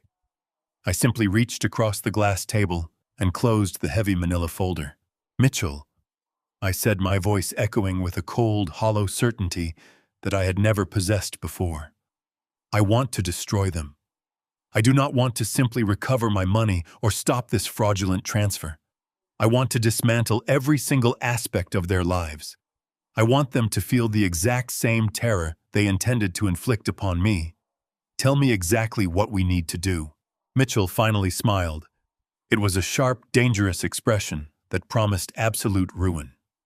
"Then we prepare the cage, Harrison, and we let them lock themselves inside." I left the financial center that afternoon with a terrifying clarity sharpening my every thought. The agonizing vulnerability that had plagued my recovery was completely gone. I was a man reborn in the fires of absolute betrayal. The private car drove me back to my quiet suburban street, dropping me off 2 blocks away from my property, just as the sun began to dip below the tree line. I walked the remaining distance with purposeful, steady strides. However, the moment my hand touched the brass handle of my front door, the physical transformation occurred. I instantly slouched my shoulders, dragged my feet, and arranged my facial features into a mask of weary confusion. I stepped inside the house and immediately heard the faint sounds of Melanie and Todd preparing dinner in the kitchen. I shuffled down the hallway, deliberately bumping my cane against the wall to announce my pathetic arrival. Melanie peeked out from the kitchen, wiping her hands on a towel. She offered me a sweet, poisonous smile. I told her I had simply gone for a slow walk around the neighborhood and gotten slightly turned around. She sighed, casting a knowing, exasperated look over her shoulder at her husband. She led me to the dining table and patronizingly patted my hand, telling me I needed to be more careful. The dinner charade was flawless.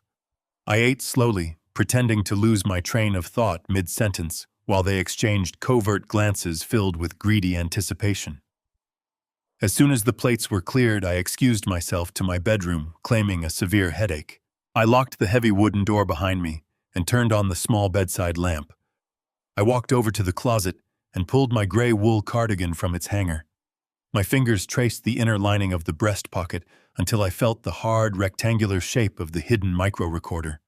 I carefully slipped the device out, sat on the edge of the mattress, and plugged a single earpiece into the audio jack. My hands were perfectly steady. I pressed the playback button and closed my eyes, letting the digital audio transport me back into the hard art of their deception. The recording began with the mundane domestic sounds of the morning. I heard the clatter of breakfast dishes, the rush of running water, and the heavy thud of Todd pacing across the hardwood floors. Then the ambient noise shifted. I heard the distinct sound of the front door closing as they supposedly left for the day, but the audio revealed they had not gone to work. They had retreated into Todd's home office. The sound of the office door clicking shut echoed through my earpiece. Todd spoke first, his voice low and buzzing with nervous energy. He was pacing the length of the office floor. He told Melanie that the financial transfers through Vanguard Auto were proceeding flawlessly, but they needed to accelerate the final phase of the operation. He sounded impatient, eager to finalize the destruction of my life. Melanie replied, her tone completely devoid of any familial warmth. She sounded like a ruthless corporate liquidator finalizing a hostile takeover. She told Todd to relax, assuring him that everything was perfectly aligned for the end of the month. I listened as she detailed the upcoming visit from the doctor. She explained that she had secured a private off-the-books consultation with a highly unethical physician who specialized in expedited competency evaluations. This doctor was being paid a significant premium from my stolen home equity funds to visit the house and officially declare me legally and permanently incompetent. Melanie laughed softly on the recording, a chilling sound that made the hairs on the back of my neck stand at attention. She told Todd that the doctor would only need 15 minutes with me. She planned to heavily medicate my morning tea with prescription sedatives, ensuring I would be entirely unresponsive, confused and drooling by the time the medical professional arrived. Once the official declaration of incompetence was signed and notarized, my fate would be permanently sealed. Melanie stated that she would immediately exercise the fraudulent general power of attorney she had tricked me into signing at the hospital. Her voice dripped with malicious excitement as she outlined the financial endgame. With total legal authority over my person and my estate, they would immediately execute the forced sale of my house. She proudly estimated that the property would sell for well over its appraised market value in the current aggressive real estate climate. Todd interrupted her, his voice trembling with unchecked greed. He wanted absolute confirmation of the numbers. Melanie walked him through the devastating arithmetic. She explained that once the property sale closed, they would use a portion of the proceeds to completely clear the massive $600,000 debt from the home equity line of credit they had secretly opened. The bank would be satisfied, effectively erasing the most glaring evidence of their massive financial fraud. But it was the remaining equity that formed the true prize. Melanie calculated that even after settling the fraudulent debt, they would walk away with nearly $1 million in pure, untraceable cash. Todd let out a sharp, triumphant breath. He told his wife that he had already begun looking at luxury waterfront properties in southern Florida. He detailed his grand vision of leaving the cold northern winters behind, relocating to a sprawling estate with a private boat dock, and living a life of absolute leisure funded entirely by my lifetime of hard work. They were actively planning their tropical escape while I sat silently in the next room. But the most chilling aspect of the recording was yet to come. Todd paused his celebration of the impending Florida relocation to address a lingering logistical concern. He asked Melanie what they were going to do with me once the house was sold. Melanie did not hesitate. Her response was immediate, cold, and devoid of human empathy. She told him that the arrangements with Whispering Pines were already finalized. The corrupt facility director, Dr. Aris Vance, had processed their massive bribe and secured a bed in the most restricted, isolated ward of the institution. She casually explained that the state-run facility was severely understaffed and plagued by horrific neglect, but that did not matter to her. She stated that once I was locked inside that bleak, forgotten building, they would change their phone numbers, sever all ties to the state, and never look back. Melanie explicitly said she did not care if I rotted in that substandard facility for the rest of my natural life.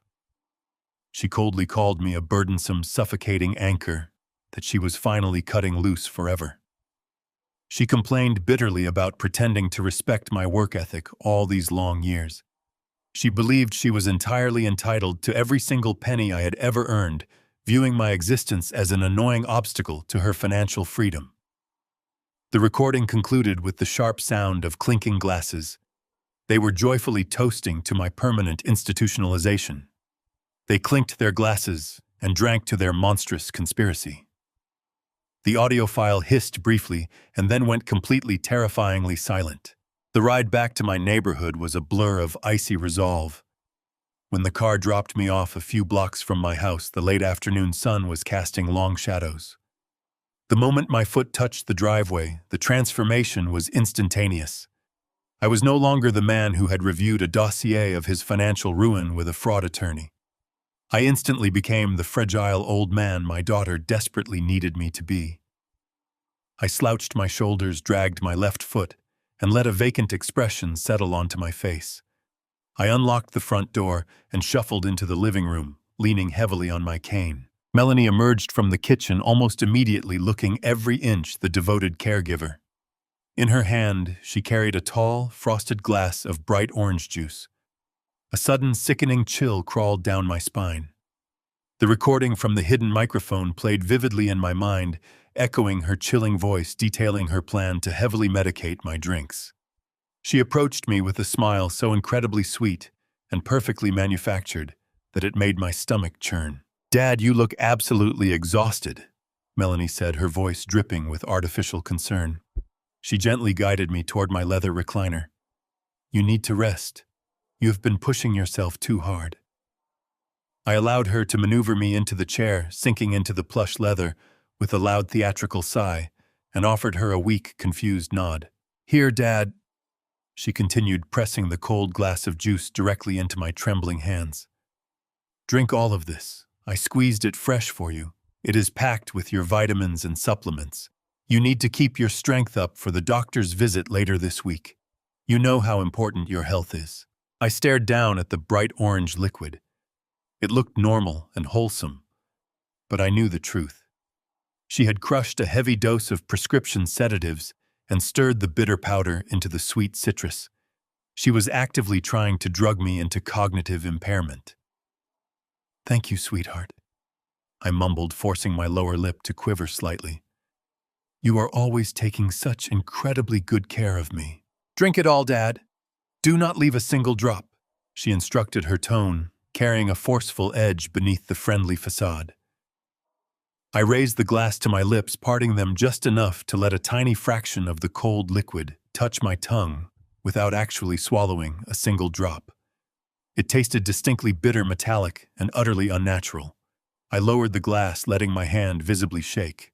"I will finish it, Melanie," I whispered, closing my eyes as if the simple act of speaking drained all my remaining energy. "I just need to catch my breath for a moment." Melanie stood over me for a few agonizing seconds, watching me closely to ensure I was compliant. Satisfied with my weakened display, she turned her back, walking toward the bay windows. The very second her gaze shifted, I moved with a fluid precision that belied my performance. Beside my leather recliner sat a massive potted Boston fern. I leaned over sharply and poured the entirety of the drugged orange juice directly into the dark soil. The earth absorbed the poisoned liquid instantly. I quickly brought the glass back, leaving just a thin rim of orange residue at the bottom. When Melanie turned back to face me, I held the nearly empty glass loosely in my lap. I made sure my eyelids were drooping, heavily fluttering, as if fighting a losing battle against a sudden wave of unnatural exhaustion. "Good job, Dad," she said, her voice laced with a dark, triumphant satisfaction. She stepped forward and gently pried the sticky glass from my loosening fingers. "Just rest your eyes now. Let the vitamins do their work." I let my head loll, slowly resting it against the cushion of the recliner. I relaxed every single muscle in my body, allowing my jaw to slacken slightly. I deepened my breathing, mimicking the slow, rhythmic snoring of a man submerged in a chemically induced stupor. I was playing dead, waiting for the vultures to begin their feast.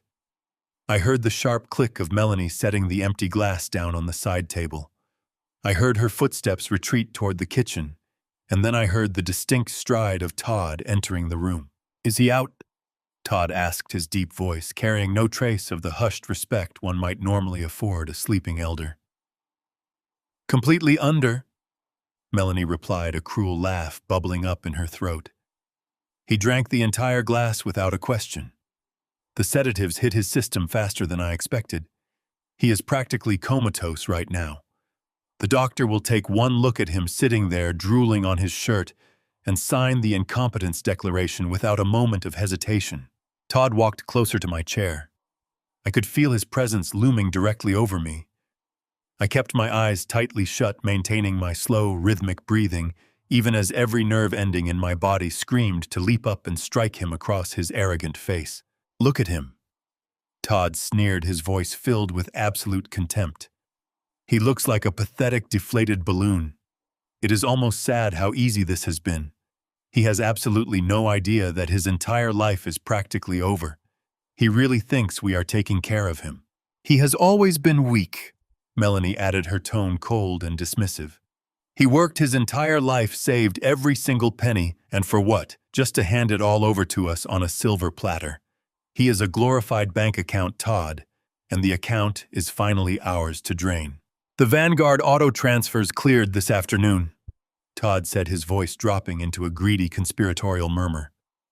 "The money is washed and ready. Once the house sells and we clear the home equity debt, we are booking the first flight to Miami. Have you finalized the transport details for Whispering Pines?" "The transport service arrives on the 1st of the month," Melanie confirmed. "They will take him straight from this chair, load him into the medical van, and drive him directly to the facility. The director assured me he will be placed in a secure, restricted wing. He will never have access to a telephone, and he will never see the outside of those walls again. He will fade away quietly, and we will be entirely free." "Good," Todd grunted, turning away from my chair. "Let the old fool sleep. We have a lot of packing to do." I listened to their footsteps recede up the wooden staircase, leaving me alone in the living room. I lay perfectly still in the recliner, my chest rising and falling with measured precision. My eyes remained closed, but beneath the facade of the chemically induced slumber, my mind was sharp and burning with a terrifying clarity. They believed they had successfully incapacitated me. They believed they had won. I knew their constructed empire of deceit was already collapsing around them. The shadow team was moving. The cage was being built. I just needed to wait. I lay perfectly still in the leather recliner until I heard the heavy thud of suitcases being dragged down the hallway upstairs. Todd and Melanie were moving with the frantic, excited energy of people who believed they had just won the lottery. I listened to their muffled voices floating down the stairwell, discussing which designer boutiques they needed to visit this afternoon to purchase their new tropical wardrobes. They came downstairs about an hour later, completely ignoring my slumped form in the chair. The heavy wooden front door clicked shut, and the deadbolt slid into place. I waited exactly 10 minutes, listening to the absolute silence of the empty house before I opened my eyes.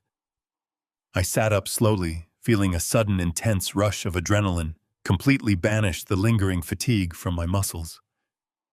I walked into the kitchen, splashed cold water on my face, and took a long, deep breath. I was entirely ready for this. I pulled my prepaid burner phone from my coat pocket and sent a single predetermined text message to Mitchell Reed. The response was immediate. Within 20 minutes, a sleek black town car pulled smoothly into my driveway. I watched closely as Mitchell stepped out. He carried his battered leather briefcase, followed closely by a woman carrying a portable notary kit. I unlocked the front door and ushered them inside. We did not waste a single second on pleasantries. We moved directly to the large oak dining table, the very same table where Melanie and Todd had patronized me just the night before. Mitchell opened his briefcase and began laying out thick stacks of precisely drafted legal documents. His face was a mask of cold, calculating efficiency. The legal guillotine was perfectly sharpened and completely ready to drop. "We have a very narrow window of opportunity," Mitchell stated, handing me a heavy black pen. Todd and Melanie believe you are chemically incapacitated for the next 8 hours. We are going to use this window to systematically dismantle every single mechanism of control they have established. We will sever their financial access, shield your assets, and ignite a federal investigation before they even return from their shopping trip. Let us begin with the most critical vulnerability. He slid the first stack of papers across the polished oak surface. It was a formal, immediate revocation of power of attorney. By signing this, you are instantly voiding the document Melanie slipped into your hospital discharge papers. Mitchell explained, his voice low and steady. I have already arranged for a courier to deliver certified copies of this revocation directly to the primary bank holding the home equity line of credit, as well as to your personal wealth management branch where Sarah is standing by. The moment my notary stamps this page, Melanie loses all legal authority to act on your behalf. She cannot withdraw another dime, she cannot sign another contract, and she cannot authorize your medical placement into any facility. I gripped the pen tightly and signed my name on the designated lines. My signature was not the weak, jagged scrawl I had used in the hospital. It was bold, deliberate, and entirely lucid. The notary applied her seal with a sharp, satisfying thump. The first chain was broken. Next, Mitchell said, seamlessly pulling the next file forward, we are establishing a hard, impenetrable credit freeze across all major federal reporting bureaus. Todd used your pristine financial history to secure the loan for his luxury vehicle, and they leveraged your equity for their $600,000 debt. We are locking the door. If they attempt to open a new credit card, secure a personal loan, or move any existing debt under your Social Security number, the system will instantly reject the application and generate a direct fraud alert to my office. I signed the authorization forms without hesitation. I pictured Todd standing at a luxury car dealership, entirely confident in his stolen wealth, only to be hit with a sudden, humiliating rejection. The thought brought a grim satisfaction to my mind. Now for the centerpiece. Mitchell continued, his dark eyes meeting mine. We must secure the physical property. Melanie and Todd plan to force the sale of this house to clear the fraudulent debt and fund their escape to Florida. They are relying on the assumption that you will be locked away in a severely underfunded nursing home while they liquidate your estate. We are going to make this property absolutely untouchable. He placed a remarkably thick, complex legal binder in front of me. This is an irrevocable trust, Mitchell explained carefully. By executing this document, you are permanently transferring the deed of this house along with a carefully protected portion of your remaining clean assets out of your personal name and directly into the trust. Because it is irrevocable, it cannot be modified, amended, or dissolved by anyone, including yourself, once it is finalized. And most importantly, it cannot be touched by Melanie, even if she tries to challenge the revocation of her proxy powers. I looked down at the dense paragraphs. Who is the beneficiary? I have drafted the trust exactly as you requested during our preliminary call, Mitchell replied softly. The sole exclusive beneficiary of this entire estate is your grandson Leo. The assets are locked down until his 25th birthday. Melanie and Todd have absolutely no legal standing to access, manage, or liquidate any property held within this trust. If they attempt to sell this house, the title company will immediately flag the transaction as invalid because they do not own it. Leo owns it. I felt a sudden, profound weight lift from my shoulders. Leo was the only innocent party in this waking nightmare. He was a good boy, completely oblivious to the monstrous greed consuming his parents. I would not allow them to squander his future to fund their tropical fantasy. I signed the trust documents with a deep sense of peace. The notary stamped the final page, securing my legacy for the boy I loved. Mitchell gathered the signed documents and handed them to the notary, instructing her to begin filing the digital copies immediately.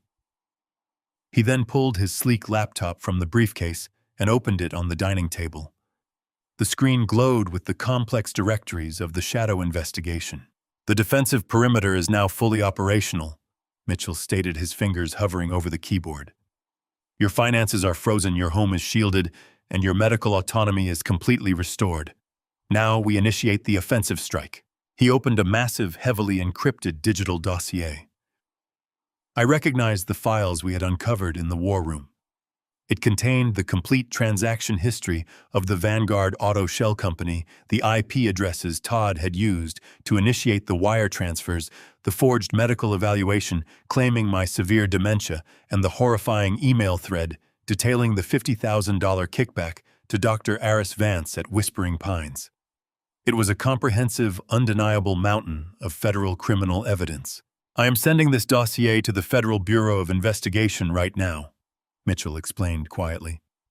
Your daughter and your son-in-law are officially federal targets. He confidently pressed the enter key. The digital confirmation on Mitchell's screen was the final stroke of the invisible blade. I returned to my suburban prison that evening with the absolute certainty of a man who had successfully rigged the entire building with explosives and was simply waiting to hand his enemies the detonator. Friday night bled into Saturday morning with a suffocating electric tension. The dawn broke bright and exceptionally cold, casting long, sharp shadows across the hardwood floors of my home. Melanie and Todd were practically vibrating with a giddy, unrestrained excitement. They moved through the kitchen like people preparing for a grand holiday celebration. I shuffled out of my bedroom, dragging my feet with exaggerated effort, and took my usual place in the leather recliner. Melanie immediately rushed over with a steaming mug of chamomile tea, her eyes shining with malicious anticipation. She cooed sweet, patronizing words, insisting the warm drink would soothe my tired nerves before our special guest arrived. I accepted the mug with trembling hands, waiting for her to turn her back to check her phone. The moment she was distracted, I emptied the chemical-laced liquid directly into the large potted fern, letting the soil absorb her final attempt to silence me. I leaned my head back, let my jaw slacken, and closed my eyes, feigning a deep, impenetrable stupor. The minutes ticked by with an agonizing slowness. I listened to their hushed, triumphant whispers from the kitchen island. Todd was reviewing his mental checklist, confirming that the moving company was scheduled for the following week and that the real estate agent was ready to list the property the moment the ink dried on my incompetence declaration. Melanie was actively browsing tropical real estate listings on her tablet, completely detached from the human cost of her tropical fantasy. At exactly 10 o'clock in the morning, the sharp melodic chime of the front doorbell shattered the quiet domestic scene. Todd practically sprinted down the hallway to answer it. The heavy oak door swung open, and I heard the smooth, practiced voice of a stranger entering my home. It was the medical evaluator, a man whose ethics were entirely for sale to the highest bidder. Todd greeted him with aggressive warmth, loudly praising him for making the trip on a weekend. They walked into the living room, their leather shoes clicking sharply against the polished wood. I kept my breathing slow and rhythmic, feeling the heavy scrutinizing gaze of the corrupt physician settling over my supposedly unconscious form. The doctor spoke in a hushed, conspiratorial tone, asking Melanie if the sedative protocol had been administered correctly. Melanie eagerly confirmed that I had consumed the entire dose and was entirely unresponsive. She confidently declared that I had completely lost touch with reality over the past few weeks, painting a vivid, tragic picture of a man who could no longer recognize his own family or manage his basic bodily functions. The doctor grunted his approval, dropping a thick leather briefcase onto the glass coffee table with a heavy thud. He unzipped the main compartment and pulled out a stack of pristine official medical documents. He casually remarked that the paperwork was already filled out and required only his final signature to authorize my immediate transfer to the secure psychiatric ward at Whispering Pines. He leaned over my chair, completely dismissing my humanity, and clicked his pen to finalize the destruction of my freedom. That was the exact moment the charade officially ended. I stopped my rhythmic breathing. I opened my eyes, blinking away the feigned lethargy, and stared directly into the startled face of the hired physician. The sudden clarity in my gaze made him stumble backward in genuine shock. I placed my hands firmly on the armrests of the leather recliner and pushed myself upright. I did not struggle. I did not tremble. The stooped, broken posture I had carefully maintained for days completely vanished, replaced by the rigid, imposing presence of a man taking absolute control of his territory. Melanie gasped a sharp, ragged sound of pure terror as she watched the fragile illusion of her helpless father shatter into a million irreparable pieces. Todd froze near the doorway, the arrogant smirk instantly wiped from his face. I reached inside my heavy wool cardigan and pulled out the thick, meticulously compiled dossier Mitchell had finalized the previous afternoon. I raised it high in the air and dropped it onto the glass coffee table with a violent, echoing crack that made all three of them jump. I looked at the corrupt doctor, my voice completely devoid of the weak, trembling cadence they had grown accustomed to. I told him he should leave the premises immediately, warning him that the Federal Bureau of Investigation had already received his communications with Dr. Aris Vance, including the exact details of the $50,000 kickback. The color drained entirely from his face, and he scrambled blindly toward the front door without uttering a single word in his defense. Melanie and Todd were left standing completely paralyzed in the center of the living room, trapped within the inescapable cage of their own making. I turned my absolute focus directly onto my daughter's husband. I looked him in the eyes and began to systematically dismantle his constructed reality. I recited the exact precise routing number for the Vanguard Auto Shell Company he had secretly registered at a strip mall post office box.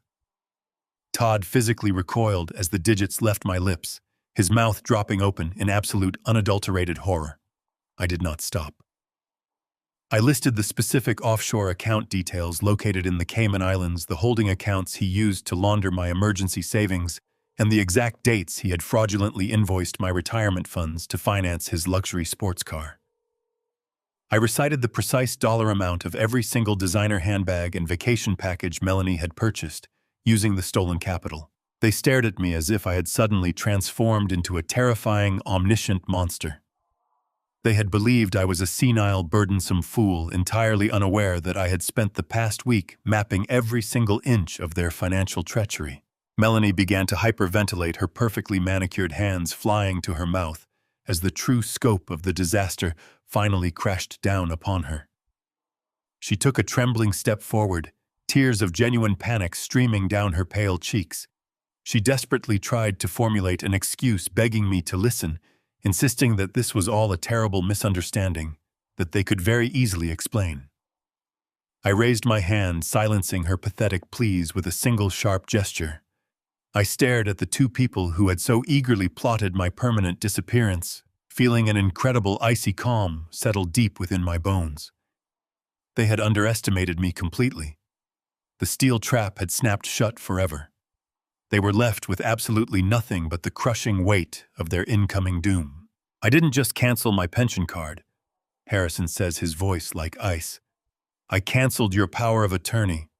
The house belongs to an irrevocable trust for Leo now. You can't sell it. And that $600,000 HELOC, that's federal wire fraud. It carries a 20-year sentence. The silence that followed my declaration was absolute, heavy, and suffocating. Todd stood frozen, his eyes wide and unblinking, resembling a wild animal, suddenly realizing it has wandered into a steel trap. He opened his mouth perhaps to utter a denial, but only a harsh, dry gasp escaped his throat. Melanie was completely immobilized, her perfect facade crumbling into an expression of unadulterated panic. They had built an empire of lies, and with a single sentence I had burned it to the ground. I watched their arrogant confidence evaporate, replaced by the terrifying dawn of reality. The man in the suit, the corrupt medical evaluator they had hired to sign my life away, had reached the front door. But he did not reach for the brass handle. Instead, he stopped, turned around slowly, and reached inside his tailored jacket. He did not pull out a weapon. He pulled out a leather wallet and flipped it open, revealing a gleaming gold badge. His demeanor completely shifted. The sleazy, agreeable physician vanished. In his place stood a hardened, professional federal agent. Special Agent Miller, Federal Bureau of Investigation. He announced, his voice booming through the quiet living room with unquestionable authority. Mr. and Mrs. Hayes, you are both currently under investigation for conspiracy, wire fraud, identity theft, and elder abuse. Melanie let out a sharp, piercing shriek. She stumbled backward, her hands flying to her face.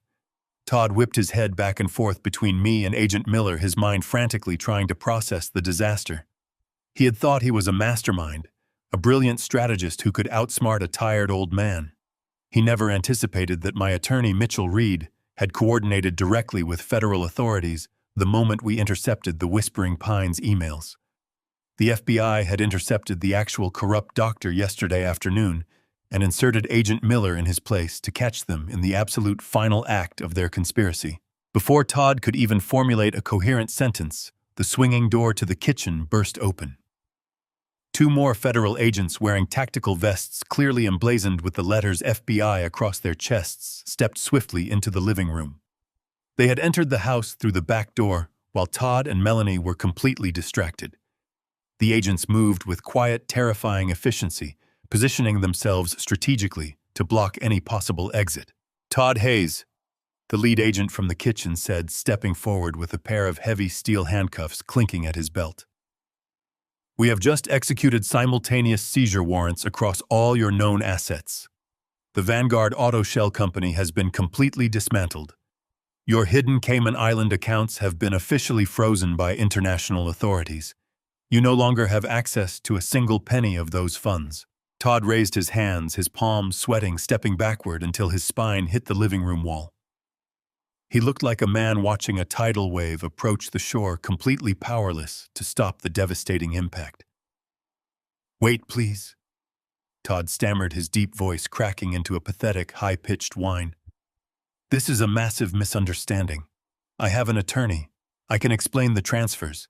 It was an investment strategy. I was protecting my father-in-law's assets." "You were stealing your father-in-law's assets," Agent Miller corrected sharply, stepping away from the front door and moving closer to the center of the room.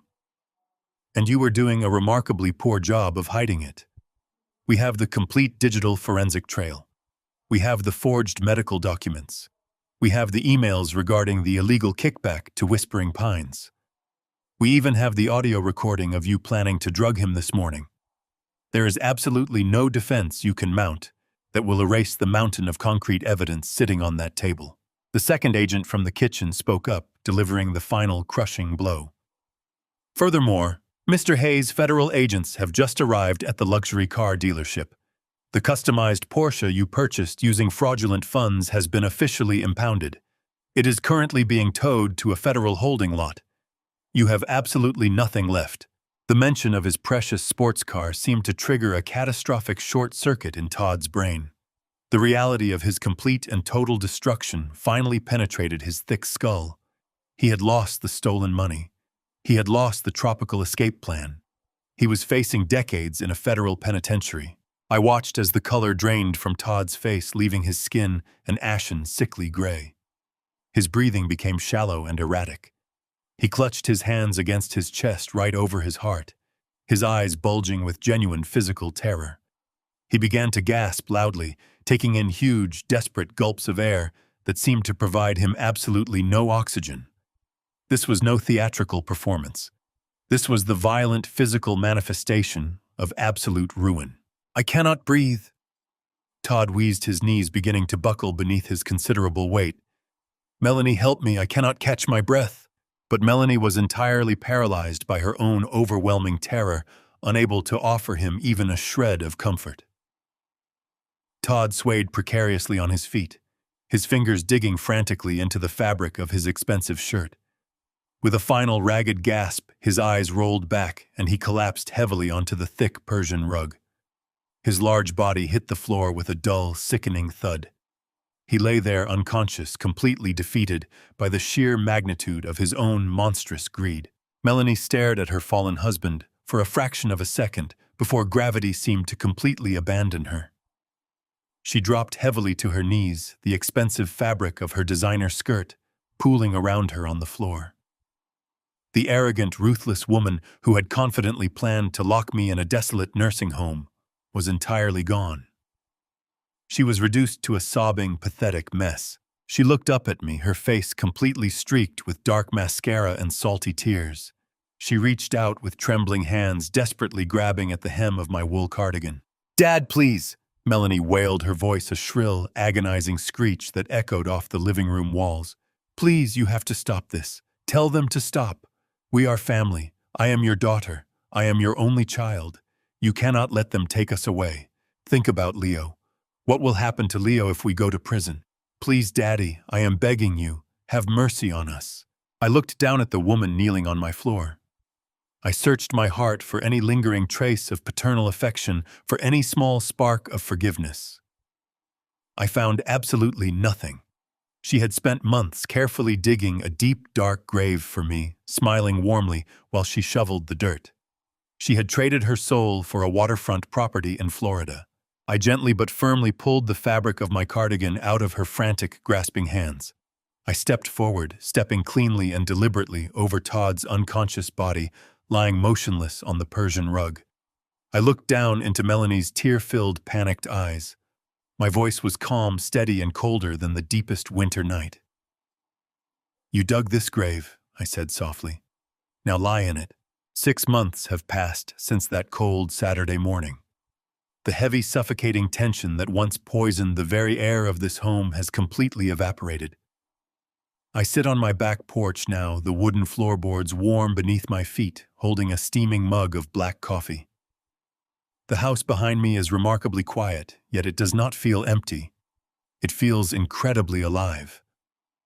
Melanie and Todd are currently serving lengthy federal sentences in separate high-security facilities. Their grandiose dreams of a lavish tropical escape were instantly traded for concrete walls and strict visitation schedules. The federal wire fraud charges, coupled with the undeniable evidence of elder abuse and forgery, ensured that the judge showed them absolutely no leniency during the sentencing hearings. I do not visit them.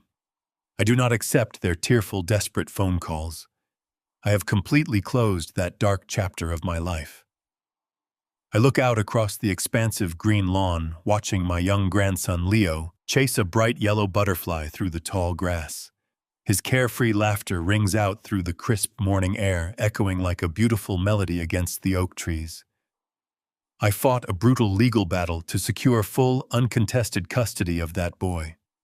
The state recognized the immense danger he would face if left to the mercy of a broken foster system, while his parents languished in federal prison. He is safe now, entirely protected from the toxic, consuming greed that ultimately destroyed his mother and father.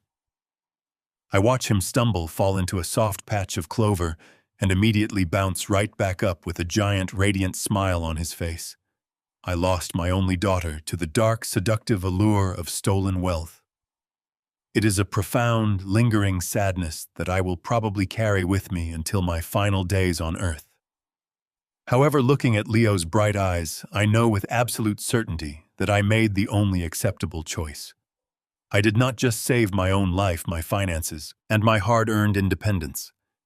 I rescued an innocent child from being raised by monsters. We are building a new life together, grounded in simple honesty, mutual respect, and genuine, unconditional love. We will spend our afternoons planting fresh tomatoes and building a beautiful wooden treehouse right here in the backyard. The terrible storm has finally broken, and the sky above us is beautifully, perfectly clear and peaceful today. Blood does not guarantee absolute loyalty, and advancing age does not magically equate to weakness. True wealth is not found in bank accounts or property deeds.